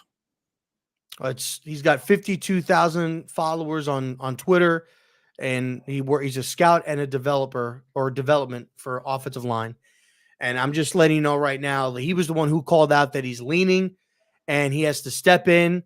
This is what he's doing. He's stepping in and then stepping out. That's what Bobby's having him do. That's not what he did in college. And so in college, he had a better first step. He worked at Humboldt University. He also worked at BeyondTheCombine.com. He also worked at Liaison. He worked for O-Line Performance. He did a year as special consultant for the Cowboys. He did a year. He wrote offensive line for Nike for 6 years. I'm not sure what that is. And he's the founder of O-Line Masterminds. So I found this on LinkedIn. I'm just saying what he called out was in college that Neil was not taking a step in. They had him just stepping out. But it doesn't matter. When you come to the matter. No, it doesn't. No, it doesn't. I'm not going to listen to someone that never played in college. It doesn't matter. It's college. You don't transfer your college stats over to the NFL. It's college. No, but don't you 100% different than the pros. But how many times do quarterbacks come in and head coaches or offensive coordinators come in and instill plays and schemes from college? Sounds made up. I love that. Sounds made up. They don't do that? This guy. No, they're talking about everything else that this guy is. It's like the Indian Spice. I don't know, Tim. Some guys think you can really break down film. TJ O'Sullivan. Yeah, but TJ O'Sullivan, didn't he play in the league? Yeah, JT O'Sullivan was a quarterback. Yeah, he played in the league. So, I mean, yeah, that's a guy that played in the league. What's up, Joe Rev? Yeah, but I'm not going to. Yeah, but just because somebody didn't play in the league doesn't mean that they don't know what they're doing or what they're talking about. If that's the case, then women couldn't. You were so good. If you were so good at what you're doing, why wouldn't you be in the NFL? Then why are women allowed to talk about football? They never play in the NFL. I'm not talking about that. I'm talking about if you are. No, you're not listening. Shut up for a second because you're not listening. And I'm sorry I'm being rude, but you're not. My thing is this: if you were so wonderful at being able to diagnose and break down players and do everything else in reference to the offensive line, why did you never get a job in the NFL? I don't know. But not everybody how many jobs are in the NFL? Not everybody gets one. He was a special consultant for the Saints and the Dallas Cowboys, but they thought so highly of him they didn't hire him. Mike Munchak doesn't have a job right now, and he's one of the best offensive line coaches in football. What did Mike Munchak do before he became an offensive line coach? I don't know what he did. I'm saying he's one of the best ones right now. And he doesn't have a job. Lineman in the NFL. But he's okay. But he's one of the best coaches right now, and he doesn't have a job. I understand that, but he's a guy that actually played in. But I'm going off of your point. Is that if you were so good, why aren't you a coach? Mike Munchak is one of the best, and he doesn't have a job. Nike has openings. I'm sure they always do. Let's see. Tim says you don't have to get the rock. It doesn't matter. The line on your soundboard. It doesn't matter. Thank you, sir. Todd Taylor says, what the fuck? It says, hit the like button, people. Great content, guys. You got Fabian dropping in, says, apple to oranges. The NFL is a whole other monster. Anyone that will tell you that has played in college and went to the NFL will tell you it's a totally different game. It's not the same game. Not even close to being the same game. And I'm not saying that it is. But what I'm saying is I like this one because of Rob. Women shouldn't talk football. I didn't say that. That opinion is of R0B, Rob. I did not say that women shouldn't here on online Big Blue Sports Entertainment. We apologize for anything that Rob may have said to us. I did not say that women shouldn't talk football. He did tell me offline he was dinging me that he does enjoy the lingerie league. Oh my God. I definitely did not say that. You want me to show you the tweet? I'd love to see this. 40,000 people saw it. Would Mike sign to play on Sunday? Would Mike sign to play Sunday night? Yeah, is he going to sign up to play Sunday night? India Spice says the franchise guy is a pretty good football channel. Even he doesn't work in the league. He has good takes as usual. I'm not saying you can't have a good takes, but I'm not going to sit there and disparage a professional offensive line coach who's currently working with a player and a team because of the fact that someone broke down film from college when college is a totally different game than the pros. Yeah, but you know for a fact, and you've worked in the league, there are people that are employed in this league that don't need to be employed in this league and that are employed in this league because they know somebody. So come on. Like look, nothing knows somebody. That's why he's on this. Yeah, he's friends with fucking Daves. That was one of their first hires. They brought in Bobby Johnson. Look, I get it, man. Like Bobby Johnson is not a good. He's never had a good track record. He's never been successful. He's never coached somebody to be an all-pro. He's never done any of that. I'm not saying he's like horrible and he's one of the worst, but he's not good. And and the only reason why he's here is because he's friends with Shane, he's friends with Daves, and Daves brought him along. He was the first guy that they hired, one of the first guys that they hired. So I don't think Daboll is going to hire a guy just because they're friends. Okay. Do you really think that Brian Daboll? Yes. You really think that Brian Daboll is going to? You really think Brian Daboll just hired Bobby Johnson because they're friends? I think they hired him because they had a good relationship. They came from Buffalo, and I think that he wanted to get the original guy that was there. I don't remember who it was, but our original offensive line coach. He wanted to get him out, and he brought over. You think Brian Daboll? I'm asking you a question directly. You think Brian Daboll hired Bobby Johnson because they're friends? Yes. Okay, then you need to sit in timeout. Because if you really think a guy getting his first NFL coaching job is going to hire someone just because they're friends. Oh, Robert. Robert. What am I going to do with you? What am I going to do with you? Let me ask you a question. Sure. What was Bobby Johnson's job title with the Buffalo Bills? He was the offensive line coach from 2000 to 2021. So then why would he make a lateral move? Why wouldn't he just stay in Buffalo? Because a lot of coaches make a lot of offensive line coaches make exactly. Why did he make the lateral move? Because he wanted to go and work with Dave. Because Brian Daboll called him up and said, "Hey, hey, buddy, you want to come work with me? Let's go, friend." Because they're friends. That's not because they're friends. I have never heard people sit there and go, "Well, we're friends, so I'm just going to hire this guy." John Gruden said it. John Gruden said that he brought guys with him that he was friends with that he knew. Now he didn't just like. Not the fact that he's like, okay, like they don't bring anything to the table or whatever, but he brought people. Dude, coaches do that all the time. They go with people that they know, people that they're friends with. And like, that's what happened. Look, again, like I said, Bobby Johnson is part of the problem with the offensive line. And when you have a guy like Evan Neal that was very good in college and is struggling in the National Football League, but you're not adapting. Hold on, let me finish this. There's never been a player who was very good in college that struggled in the NFL, is what you're telling me. No, that's not what I'm saying. What I'm saying is, being that he's struggling, you should have already not enabled, that's the wrong word to use, but you should have already started implementing things to have the way he plays, the way he played in college, to get him comfortable. Head coaches, and offensive coordinators do that with quarterbacks. They bring in some schemes and they bring in plays from when they played in college to make it easy for them. And Bobby Johnson has failed to do that on every breakdown that people do with all 22 film, and they watch him. And I love it because there was so many people. I think it was NFL Network, and I can't remember where else it was, that they said this all 22 film is the worst thing that could have ever happened to social media. I don't agree with that at all. I agree with that either. Because like I said, if you were so good at doing this, why wouldn't you go into the league? I think the reason why a lot of people saw that or felt that way is because there are a lot of people that I think have. And why is it always people that used to play or work in the NFL are the ones that always say this, and it's always the people don't that sit there and say, "Oh, well, this is the reason why." Why do you think that? I don't know. I like the fact that there's all 22 film because for me, I like seeing things from a broader perspective. I like being able to see, because when I'm watching it on a national broadcast level, I don't see what the receiver's doing because they're cut out of the screen. Bad drafting equals bad coaching. It couldn't just be that Evan Neal is a bad player. No, I don't think he's a bad player. I I think he's. I don't think he's a bad player either. But I'm just saying, it couldn't just be that Eric Flowers was not good at his position. It couldn't be that, right? I think the thing with Eric Flowers is Eric Flowers had a poor attitude. So the reason why Eric Flowers failed, players like Kevin Belcher, who used to be a former Giant offensive lineman, was just not a good center. Look, if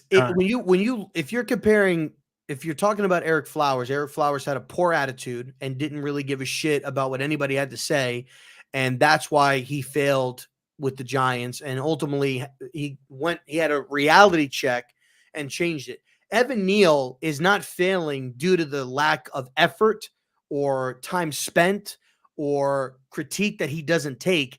He is 100% working hard, watching film, getting better, asking questions. He is absolutely the night and day compared to Eric Flowers. At that point, to me, when you come into the league and you have a player that is struggling the way that you are trying to get him to play, which, again, when you come into the league, yes, the league is different. You're going to have to play a different way, but you still want to implement some blocking schemes to where he's comfortable. And Bobby Johnson has failed to do it.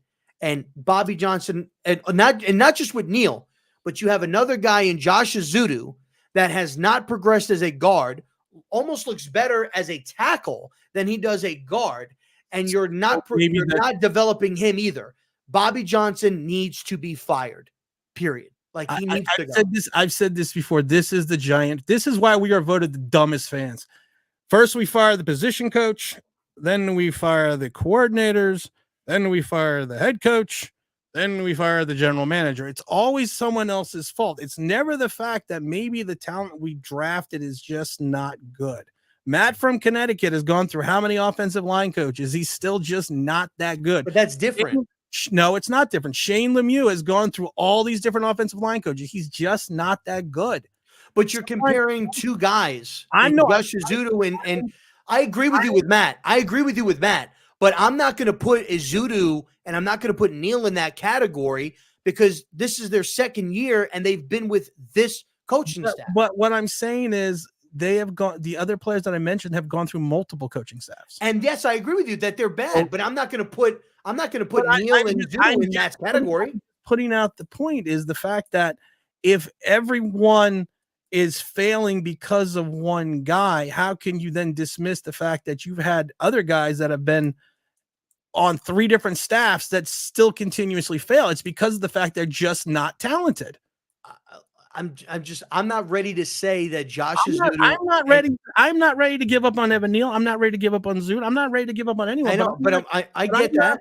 I am not going to sit there and blame the boogeyman. I am. I think getting rid of the boogeyman is going to, or Baba Yaga, also known in the John Wick world, and blame the one guy and say there are other problems, massive other problems on this offensive line besides Evan Neal. Bobby Johnson's never had an offensive line ranked higher than 21. There are. You just don't like Bobby Johnson, and that's fine. I don't think that he's a good. I don't think he's. You've been after Bobby Johnson since week one, and that's fine. No, I haven't. JMS has actually played well under Bobby Johnson. Well, okay, fine. I'll use reverse psychology on you. Why then couldn't that just mean that he's just a good player and he's playing good in spite of Bobby Johnson? Yes, that's what exactly. Okay. So maybe Evan Neal is just a bad player and he's not playing well in spite of not listening to Bobby Johnson. See, you could play that either way. But Azudu looks bad too. Like I could get you maybe with one player, but not two. Where was Azudu drafted? 3rd round, top 100. So no 3rd round offensive lineman's ever failed. I'm not saying that they haven't failed. Let's see. You love Bobby Johnson. No, I just love the fact that you don't want McGahee fired either. I just love the fact that it pisses you off so much. And then let's go to Patterson, the defensive line coach, who evidently has more talent than Bobby Johnson combined in this defensive line, and this defensive line sucks. Defensive line does not suck. Did you see how many rushing yards we have against us? They were all on the outside. So I'm not even going to get into that. Go ahead. No, because I looked at it. I'm not Against Miami, it was all on the outside. Not even And Dexter Lawrence is still ranked top 4 at his position this year. And also Leo is having a good year as well. I'm not. Leo's having a good. I'm not even. He's quietly having a decent year. Quietly having a decent year. Yeah, he is. Maybe he doesn't have the sack, but he's playing good football. Leonard Williams. He's playing good football. How many tackles does Leonard Williams have right now? He's playing good football. I think he's got like 20 something. He's got 12. He's got 12 tackles. Wait a minute. He's got 12 tackles. Ask me how many of those tackles are assists. So we're basing a good year off of tackles? No. Well, for a defensive lineman who's at the point of attack, how many of those tackles are assists? Just out of curiosity. I don't know. 9. Okay, but what is that? What is that? I don't get it. Why are we using tackles? Because of the fact you are a defensive lineman, you are leading the point of attack. So it tells me that if he only has 3 more solo tackles than he does assists, it tells me he's not leading the point of attack. Or maybe he's opening up. Or maybe he's opening up lanes for the linebackers. And have you seen our linebacker play? I don't know. Bobby Okereke's looked pretty good the last 2 weeks. And Micah McFadden had the other night. He had 14 tackles on Thursday night. Come on, dude. Andre Patterson coached Dexter Lawrence to be a second team All-Pro. Bobby Johnson hasn't done that. Wait a minute. So Dexter Lawrence he couldn't be bad or better than what he was the last couple of years in spite of Mr. Patterson? No. So you think it's logic? But okay, so you don't think there's any validity that although Dexter was playing well prior to him being moved to nose tackle, that if Andre Patterson wasn't there, that they moved him to nose tackle and he still would have been a second team All-Pro, and Andre Patterson had nothing to do with that. Our linebackers suck. We should fire our linebacking coach. Let's see here. D. Will says, what about special teams coaching or the players? Special teams, honestly, a lot of special teams is coaching because of the fact that you're getting a lot of the guys that are the last half of the 53-man roster. So you're not sitting. It's not that you're on the 53-man roster, so you have the talent enough to be in the NFL, but a lot of it's also coaching. A lot of special teams is coaching because you got to remember where you put your. Zagateg says, Rob, Andre Patterson, Vikings rushing yards was bad. Okay, we got Skyline says, let me do everyone a solid. Let's clean house. I like that one as well. Let's see here. Bobby ain't the man. Got to get another coach. I'm not saying you're not going to fire Bobby Johnson, but I'm not going to just sit there and say everything is one person's fault. He's the coach. So the Giants are 1-4, about to go 1-5. So we should just fire Brian Daboll because he's the coach. I'm not saying that you need to fire Brian Daboll, but no, I'm saying he's the coach and he's responsible for that record that he is the head. There's a difference there. There's a difference here. And listen, just come out and just say that you like Bobby Johnson. You like Thomas McGahee. You don't want him fired. I don't like Bobby Johnson, but I'm also not going to sit there and take the opinions of people that aren't in the league and say he should be fired because the fact that I don't think anyone should be fired unless Brian Daboll decides that he should be fired. But why? Okay, but that statement there. Why do they have to be in the league for you to believe their statement? Because of the fact that I take more validity in that. I'm sorry, I just do. And also, like I said, I never sit there outside of the head coach and say someone should be fired because I'm not in the locker room day to day. I'm not in the building day to day. I've been in the building day to day. I've been in the locker room day to day. I'm not. Dan Orlovsky came out there and said that Bobby Johnson needs to be fired. That's his opinion. Like I said, the only person that opinion that I care about in reference to the coaching staff being fired is Brian Daboll. That's the only opinion I care about. And he's not going to fire his buddy. I'm sorry, but if Bobby Johnson is not fired, he is not going to destroy his whole career because of Bobby Johnson. I just love the fact that it pisses you off so much. I don't understand. I don't get why you defend Bobby so much. Because it pisses you off so much. That's why I love it. Because this guy is so bad. He's so bad. He's so bad. I'm honest, it just pisses you off so much. That's why I do it. McGahee's bad. Fucking, I respect what he battled and what he went through, but dude, You're fucking terrible. Like we need to fire Bobby, fire Thomas McGahee or McGlinchey or whatever the fuck his name is. Fire him. Fire them both. Fire them both. Like they're fucking bad. Bad. They're terrible. Fire them. Get rid of them. I love it and I love you, Rob, because you put up with so much shit. But I do it, and I love it because some people are sending me some DMs on Twitter. Just the fact, and they keep telling me to just keep going. Because I just love it because you hate Bobby Johnson. You hate Bobby Johnson so much. Dude, I can't stand it. Keep you going for 20. We're timing it. It's 22 and a half minutes on your I hate Bobby Johnson tirade. Bro, I can't because I like Evan Neal as a player. I like Evan Neal as a player. And I hate when people like for those that do know, we are now on minute 23. Minute 23. Minute 23 here. No, seriously, I'm actually timing it. You got people that were tying the success of Daniel Jones to fucking Evan Neal, a second-year fucking player, using him as the excuse, saying that he sucks, saying this, saying that. Like, dude, like, this fucking offensive line coach is fucking terrible. And, like, I'm sorry, but if you are not able to adjust blocking assignments. I love this. What do you like about him? About Bobby? Maybe that he looks like he's fucking Italian, and that's about it. And that's he looks like Rob Zombie. All right, guys. I know I've been egging Rob on. I'm gonna stop it. I'm gonna grab a fucking beer after this. I love it because and this is why I love Rob. And most people that know me about this, I mean, I like taking things and just keeping going with it. Because honestly, I really like to see how long you could go about Bobby Johnson. I could do just a whole stream. I could do an hour. Hating Bobby Johnson. I really could. I could talk about it for an hour. I really could. Him and Mike, I could do that. Him and McGlinchey, I could talk about that for about an hour. And that's the best part because, like I said, a lot of people, and I'm gonna be honest about this. A lot of people take this giant shit way too fucking seriously. And sometimes you just have to do things that seem stupid when you're doing it. But sometimes you just kind of get into it. That's why I love just firing Rob up. I don't care if Bobby Johnson gets fired. I don't give a fuck. Let him fire him. I don't care. But I just love watching you get so upset. You're fired. I just love watching you get so upset. And like I said, I try. You know what the worst thing is? I try to do this with a straight face, and then I get to a point. You did it for a while. Where I can't do it. I can't do it anymore. I turn it red because oh god, I needed that. It's been a rough week. I needed that. Tell me, I had some built-up aggression. I needed to get out for like. And I'm not going to get into it, but I know you did, so I was kind of letting you also. I actually feel better now.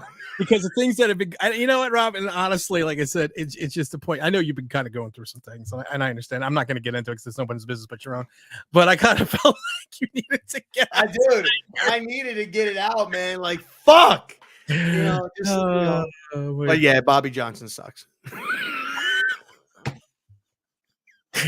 24 minutes and 15 seconds. 24 minutes. I don't know how much longer you got, but I do want to ask you a question. This is more towards the game on Sunday night. Sure. Like, how are you anticipating the offense to look with Tyrod starting?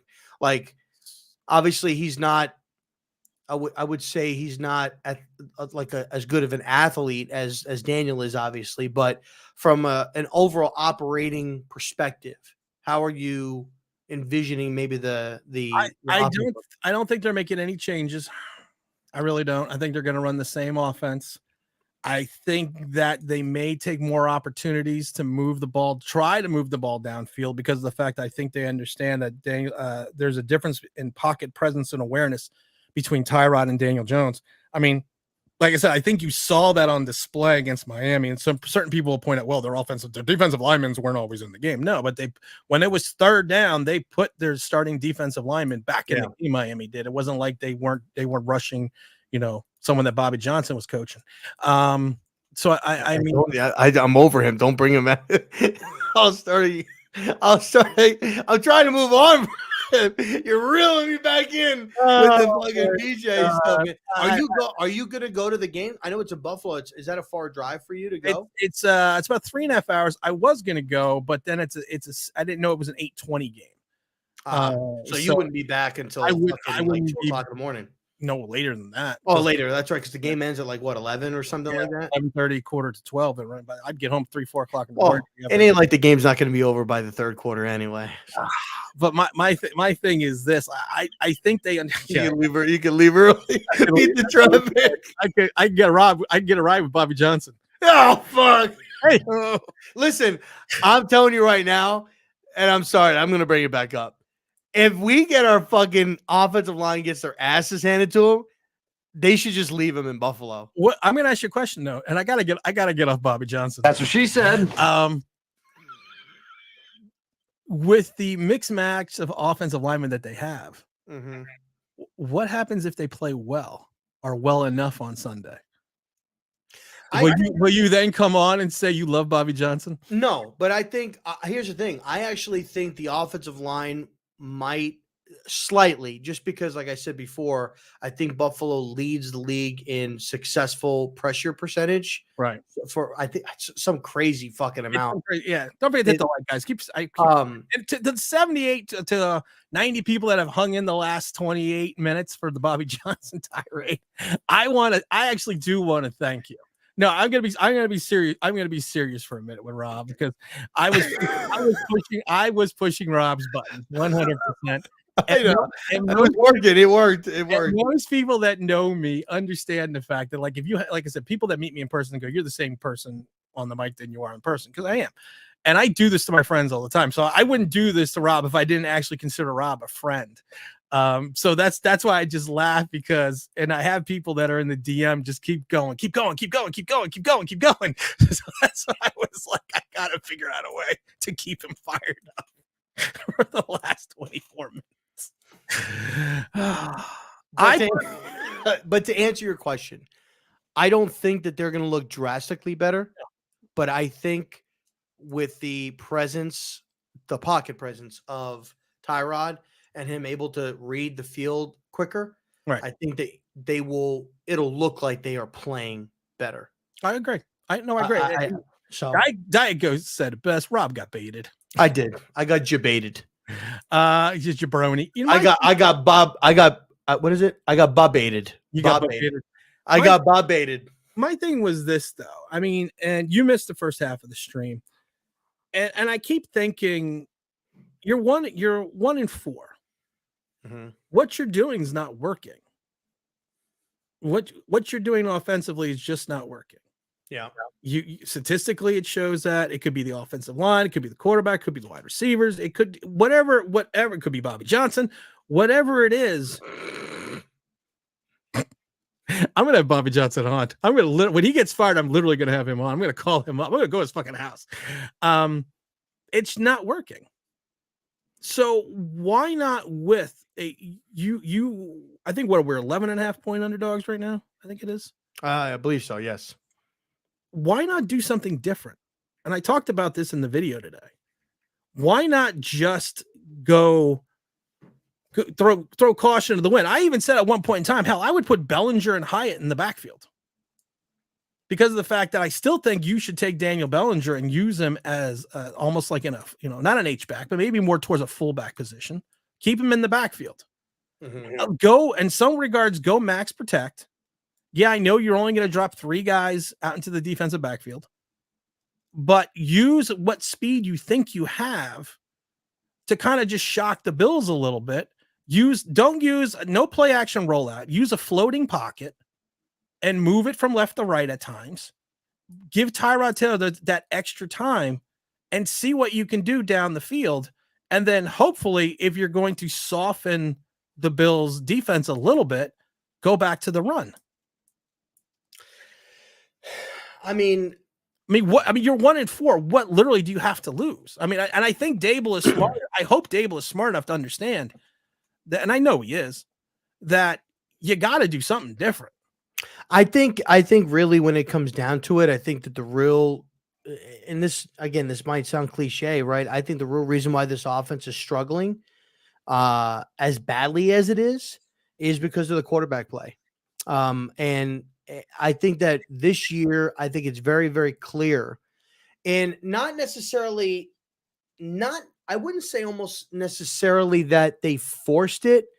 I think just the way that the games were going, right? The Dallas game, really, once the game got to like 16 or something or 20 something or whatever, it became a Daniel Jones game where if they were going to get back into that game, it was going to be on the arm of Daniel Jones. Right. The same way that it was on the right arm of Daniel Jones week 2 in Arizona. Like, he was the reason why they won that game in Arizona in the second half. When you look at the Niners game, I thought the defense actually played somewhat decent. And they weren't getting towards, they gave the offense opportunities, and Jones just could not capitalize on the opportunities. The following week against Seattle, same situation. Like, the defense held that offense to 10 points. 14 of the 24 points came off turnovers. One was a pick six. Obviously, the one was the fumble that was like, I think it was like at the 15 fucking yard line or something like that. It was very, very close. It was 100% like within inside the 20-yard line that they got the ball. So it's easy, right? Again, he failed to do it. And I think, and now the Barkley injury happens week 2. And now at this point, you got to lean more on your starting quarterback to really ride the ship. And I think that the game against Dallas, that you needed to put the right hand, everything needed to rely on him. He answered the bell in Arizona, but then week 3, did he answered the bell in Arizona, or was it the fact that Arizona went to a Tampa 2 those last 2 quarters and stopped? I don't know. Like, look, Daniel played great in the second half of that game, so I'm going to give him the credit in the world, the credit that he deserves. I give him the credit that he played extremely well, but was it also because of the fact that Arizona, I think, really tried to sit on the ball? They went to more of a prevent style defense that didn't work because they just don't have the talent, and they let the Giants back in the game. I give Daniel all the credit in the world for that game, but I also think there was a pendulum shift in reference to the way that Arizona played. And when they beat Dallas, they didn't go in the tank in the second half. They still did what was working against Dallas in that first half. I don't know. At the end of the day, like, those are still professionals, and they're still playing hard.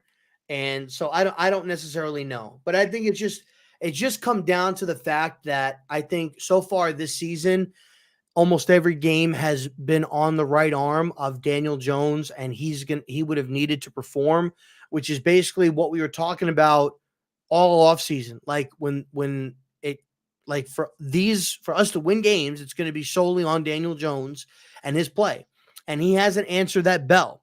And so I think it really just comes down to the fact that I think that you're going to see Dave's, probably, you're right, I would somewhat agree with you, that they're going to run a lot of the same stuff that they were running. But I would actually look for a game plan that he talked about, not that we really saw, but that he talked about against San Francisco. You're going to need to make big plays in this game on this defense that is a little bit decimated with injury, but is still playing at a high level at the front part of it. They got some guys up front that still got the giddy up. Yeah, their front seven is still good, but their back end is a little bit weak. A little bit weak right now. Yeah. It's a little bit weak right now. So if you can go ahead and dial up to where you got a quarterback that now can, with his quick decision making, halt that defensive front a little bit and get them to second guess, like, just for a split second, that can open up some deep things down the field. And I said this to my buddy to Authentic today. I said, and not just Authentic, but I said it yesterday. Jalen Hyatt is going to score his first NFL touchdown this Sunday night with Tyrod Taylor. And everybody was wondering, like, you got this guy like Chuck Knox or whatever, like, putting out the Twilight Zone. Where is Jalen Hyatt? I responded and I said, ask Daniel Jones where Jalen Hyatt is, because he has no fucking clue. But guess what? Tyrod Taylor's going to find him real quick for you. Well, hope Tyrod. Let's go through some of these because I do have to get out of here. I love this one by Diet Ghost. It's Bob baited. We're gonna copyright that. That phrase is trademark, not to use You Ricky Bobby. got babated. You You got babated. You I love that one. Mr. Why can't DJ adjust to the line for the pass protection? He's not the answer. I'm sorry. He's brutal. I've had enough of DJ. Who was the Giants quarterback coach? Is it Shea? I think it's Shane Tierney or something like Brandon Tierney. It's Shea Tierney. Is it Shea or is it Brandon Tierney? Brandon Tierney's the guy that's on the NFL Network. Oh, maybe that's what that or the WFAN or something like that. WFAN. So Shea Tierney. Shea Tierney. So he should be fired, like Bobby Johnson. No, I just think that Daniel Jones is bad. So but you can't say no. I'm not gonna bait Rob. I'm not gonna bait Rob. Fucking God. Oh, I just love the fact that I could just keep you rolling and rolling and rolling. And the best part is, guys, you can't see it. And I wish I could do like a split screen the screen. When I take Rob off the screen, the look on his face when he gets taken off the screen and I bring him back is fucking angry. Priceless. Like fuck. It is so priceless. And that's why I said I love the fact that Rob puts up with this. That's how you know we're friends. I listen. I signed up for this, so I have to be able to take it. I know, but no, you don't have to take. You don't have to take it. That's of course. That's why I love you, man. Because you don't have to take it. You literally don't. But I do. Yeah, but you do, and that's why I love you. I take it willingly. I know. You keep coming back. I just keep coming back for more. You're an unavoidable guy, Tim. I just want. You are like Bobby Johnson. You just keep coming back for more. Fuck. Bobby, dude. I swear, God, guys, there's gonna be no more Bobby Johnson for this stream and Sunday stream at well. Are you gonna be able to make Sunday stream? Yes, I think that is the big question. I will be good for that. Okay, we want to make sure because you have missed the last couple Sunday streams.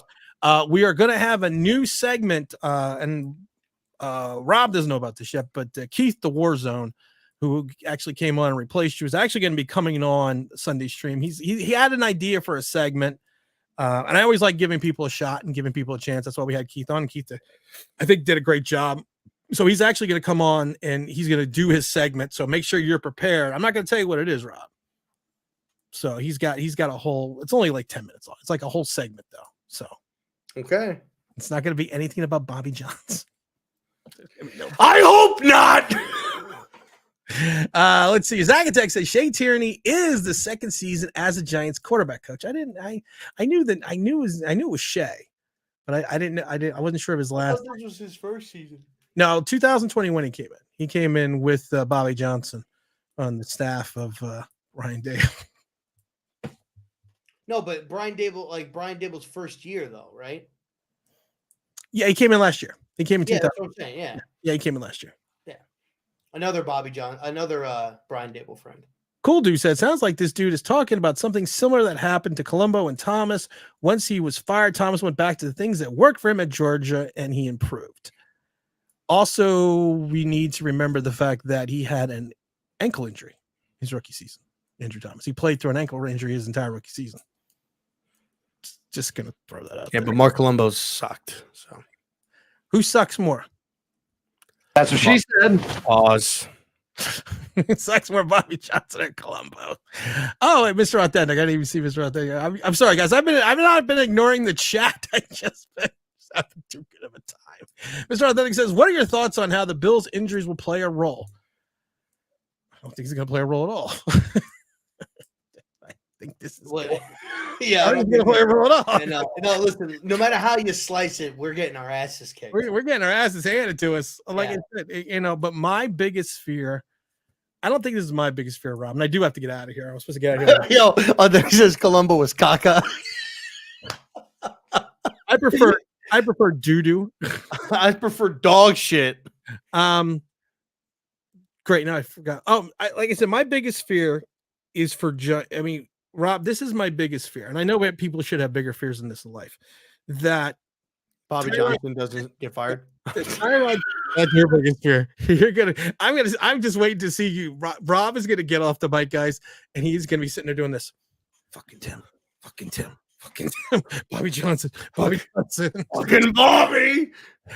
My biggest fear for the Daniel Jones Panty Boys is the fact that Tyrod Taylor puts up 250, 2 touchdowns and 2 interceptions, and looks better than Daniel Jones did with this offensive line, with these wide receivers against not a decimated defense, but a pretty good defense.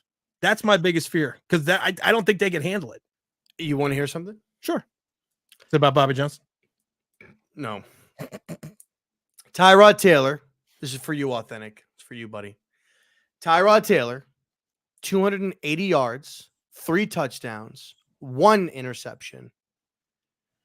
And he'll have about another, I'll say, 36 yards on the ground. Tyrod Taylor, knee injury, 3rd series. Tommy DeVito comes in, saves the day. Tommy DeVito, the Paisan, 250, 3 touchdowns, beats them 27. New franchise quarterback in town.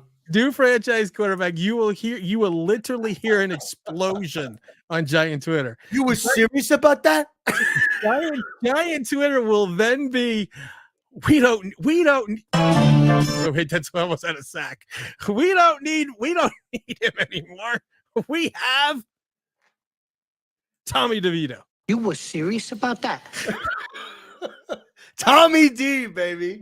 Tommy D. I think that is I think that is now my second worst fear for Giant fans. Oh man, on Twitter. They used to call him Spit Shine Tommy. Make your fucking shoes look like mirrors. So go get your shine box. Look at your fucking shine box.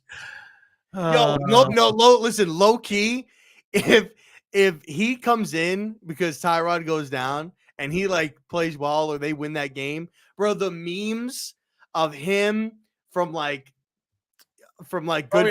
and shit like that is gonna be all over the place. I just don't know if they can handle it. I really don't know if they won't. I don't think they'll know what to do. Twitter can handle it, man. I don't think they'll know what to.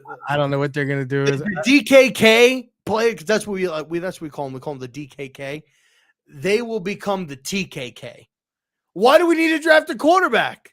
We've got Tommy D. Let him be Tommy DeVito. Yeah. I just get worried that, like I said, I don't think they can handle it, man. I really don't. And I'm gonna, like I said, I will come up with a Goodfellas one. I will come up with a Goodfellas thumbnail when Tommy DeVito comes in and wrecks the Giant. Now, because Tommy DeVito is not Jake Fromm. No, I said that before when Jake Fromm even came in that initial game. Jake Fromm he has command of the huddle. He goes to that line, he looks over the defense. He looks like the NFL quarterback. He makes his adjustment. He makes his sets. He calls out the mic, and he looks like a professional quarterback until he hikes the ball. Then it all just went out the window. I think Tommy's got, I think Tommy has got a career as a backup. I don't think he's going to come in and be the world beater. But for one game, there have been quarterbacks out there in this league for one game, for maybe 3 games, have come in and looked like, Joe Montana reincarnated. And I hope that's the case, because I love today's thumbnail. That was today's thumbnail. I love today's thumbnail. So I cannot wait to do it. If Tommy DeVito comes in and wins the game, I cannot wait to do a Tommy DeVito thumbnail. My other favorite thing is, I can't wait till Bobby Johnson gets fired. Same here. Because of the fact that the Bobby Johnson fired. You should make the thumbnail for Sunday should have something to do with Bobby Johnson. It's gonna be about Bobby. Oh wait, here we go. Stanley's got a question. Hey Rob, I don't think Bobby Johnson is the problem. I think the offensive line quit on Daniel Jones.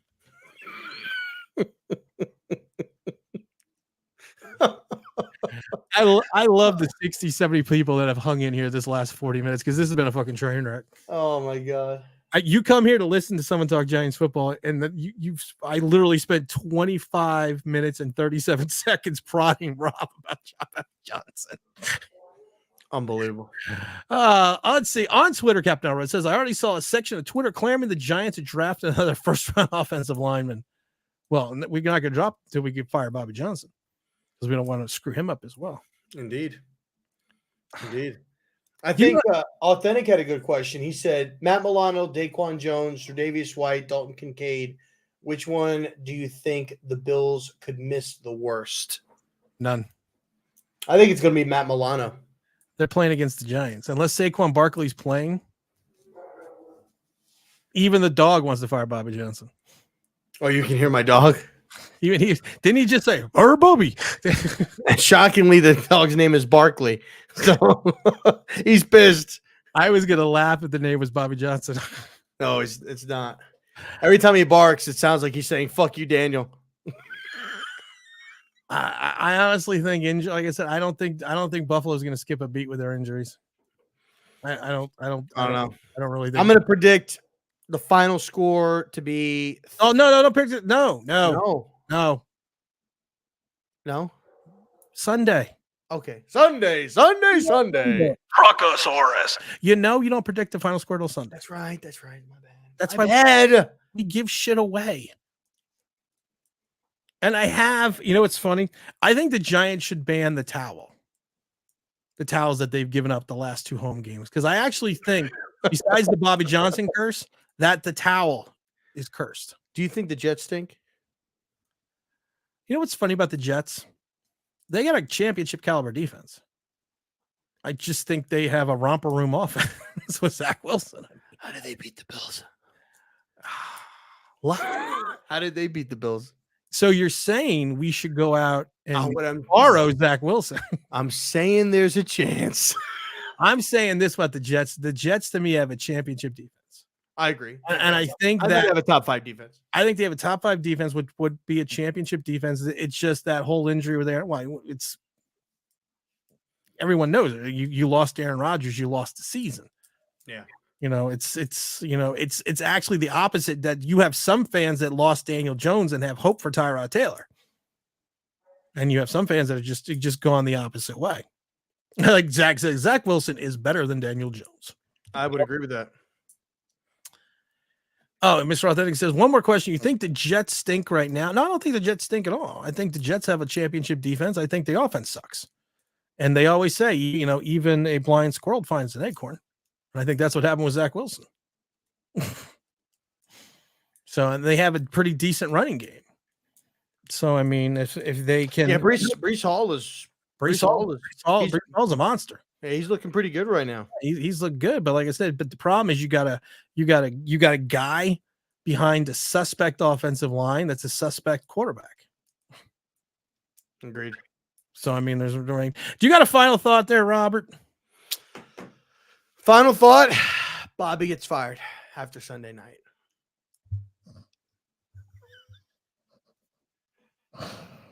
Someone asked me, and I don't think you were around for this last weekend. We had a great chat last weekend. We had a couple hundred people in a room. It was awesome. It's funny because I wasn't here. I bring the mood down. We had a segment last week, and I referred to it as or maybe it was Tuesday chat. I don't remember. It was the Tapatio Award. And yes, someone asked me on Twitter just right now if we are going to be doing the Tapatio Awards again. And this is the Rob. This is the Tapatio Award. So I actually did a whole speech with this award. Yes, we are going to be giving out the Tapatio Award to the best Giant on Tuesday after every. So, okay. So there's another segment. Man, this is like Bobby Johnson has an opportunity to win that. All I'm gonna say is this. If, by the grace of God, Zeus comes down off of Mount Olympus, sends his begotten children down and puts them in the body of the Giants' offensive linemen, the Giants give up no sacks. Tyrod Taylor throws for 300. Saquon Barkley runs for 125. Will you come on here and give Bobby Johnson any credit? No. That's how I know you hate Bobby Johnson. Zero fucking credit. That's how I know you hate Bobby Johnson. Let me ask you a question. Personal. Let me ask you a question. Shoot. If Daniel Jones was playing this week and threw for 450 yards, 4 touchdowns, no interceptions, and had a 65% completion percentage. Would you say that the first 5 games of the season were an anomaly? No. All right. Hatred. You hate Daniel Jones. No, it's because of the fact that it's because of the fact of this. Just the point I brought up. Even an acorn, even a blind squirrel can find an acorn. It's the same comment. Plus the fact that Daniel Jones has a body of work over 4 years. So it's not like Daniel Jones has. I give Daniel Jones credit all the time when he plays well, all the time when he plays well, which isn't very often. But it's one of those things that you can. There are guys that have moments, and I've said this before about Daniel Jones. I said it before about other players. Moments do not define a career. That doesn't make a career a moment. What makes a career is consistency. Eli Manning had moments, but you could say that Eli Manning was the monochrome of consistency. Yeah, he always consistently played well. He had his moments in the playoffs. DJ consistently plays better. That's what I'm saying. He like I said, when DJ has a good game, I praised him in Arizona. I praised him in against the Vikings. But the problem is this: you're praising a guy that's in year 5 that everyone's still making excuses for. And if you have to continuously make them, good Todd Taylor right here. Timmy Smith had one great game that people remember. Timmy Smith, 200 yards in the Super Bowl. That was also drugs though. He had a drug issue. Timmy Smith, he had a drug issue, but he had a moment, and that was his moment. He got a ring out of that moment. But Daniel Jones is consistently given. People are consistently give him. I don't want to say a pass, but they consistently make excuses why something doesn't go well. And now for 1 or 2 years, I could deal with those excuses, which I did. But you go into year 5 and you're still saying, well, if everything is this, he's a great quarterback. But we're in year 5. What do I have to do? Wait for year 7? Yeah. And then say, hey, Daniel Jones might be a good quarterback this year. It's a little. Would you say, last question for me, and then because I know you got to run. Would you say if the Giants, because I think the Giants are going to be sellers by the trade deadline. I think they're Leo, Adoree, not everybody, obviously, but I think a good portion of the stuff they're going to sell. Would you say that it's almost like inevitable? Like if a team does that, they're good. Like come draft time, like they're more than likely looking into rebuilding and getting a quarterback. Is that like? Would you say that that's a strong indication? Like, do teams do that and then not draft a quarterback or like start a rebuild? Because if you're keeping Jones and you're not getting a quarterback, why are you trading away these players? Why would you trade Leo, Barkley, what these guys? Right? Is that Leo? You're trading because he's that's his last year of his contract. Barkley, you're going to probably end up to your point earlier, if you trade Barkley, is that an indicator that you're not drafting a rookie quarterback? Because the fact, to your point, if you're bringing in a rookie quarterback, the first thing that I would want would be a quality running back. Would be someone like Saquon Barkley, playing behind that rookie. Unless they bring somebody in that's a free agent. Because there's a lot of free agents. There's a lot of free agents, but no, I have not seen teams be sellers at the thing is this: the trade deadline in football is not like the trade deadline in baseball. The trade deadline in baseball, because there's really no salary cap, you can dump Max Scherzer. You could dump, I'm just talking about the Mets, everyone under the sun, and still retool for next year. Because like the free agency and the minor leagues and everything, When you do that in football, you're restarting. If you're doing that in football, you're hitting the reset button. And that's my thing. And that's what I've been telling everybody in the Twitter spaces. They're like, well, how do we know that, we're actually going to do this rebuild and everything like that? You're going to know by the trade deadline. If we're selling a lot of these players, if you see Leo, Adoree, McKinney or Barkley or Darius Slayton or even Darren Waller get traded, they're hitting the reset button. And it's almost inevitable that they are looking to, even if they don't finish with a top 5 pick, that they're going to use those assets that they acquire from trading these players, and they're going to move up to get a quarterback. It's almost inevitable. You don't make these moves if you're not going to hit the reset button. If you're not going to hit the reset button, because like it's totally different. So I would be shocked if they made these trades and they didn't draft the quarterback. I literally would be shocked. I want to thank everyone for hanging out in the chat as long as they did. It's very late. I didn't know it was almost 9 o'clock. I'm going to get myself in a lot of trouble because I was going to get off at 8. So I'm only 55 minutes late, my dear. I'm sorry. I'm apologizing. It's my fault. I'm apologizing now. It is Rob's fault, but it was my fault. We're always going to, but we're going to see everyone on Sunday at 10 a.m. Eastern Standard Time. Rob will be dropping in. We're going to be giving away. Of course, we're going to do guess the score. We're giving away the Eli Manning 2011 replica Super Bowl ring. So make sure you stay tuned for that. Make sure you go join Rob on the Twitter Spaces. Thank you. The X Spaces. The X Spaces. Make sure you he does those almost daily. So make sure you do. And who's the other one? Base. What's his Base 718. Base 718. They do a great job on that. So make sure you go if you're on Twitter and you see that, make sure you go in and drop by and say hello. I'm gonna say goodnight to Mr. Moet and everyone else that hung out here, for the 60 people that hung out here for the last hour of this shit show. Can I ask you one more question? Sure. Can you do the monkey with me? For Rob. Let's see. For Rob, we're gonna do fuck you. Yeah. Great movie.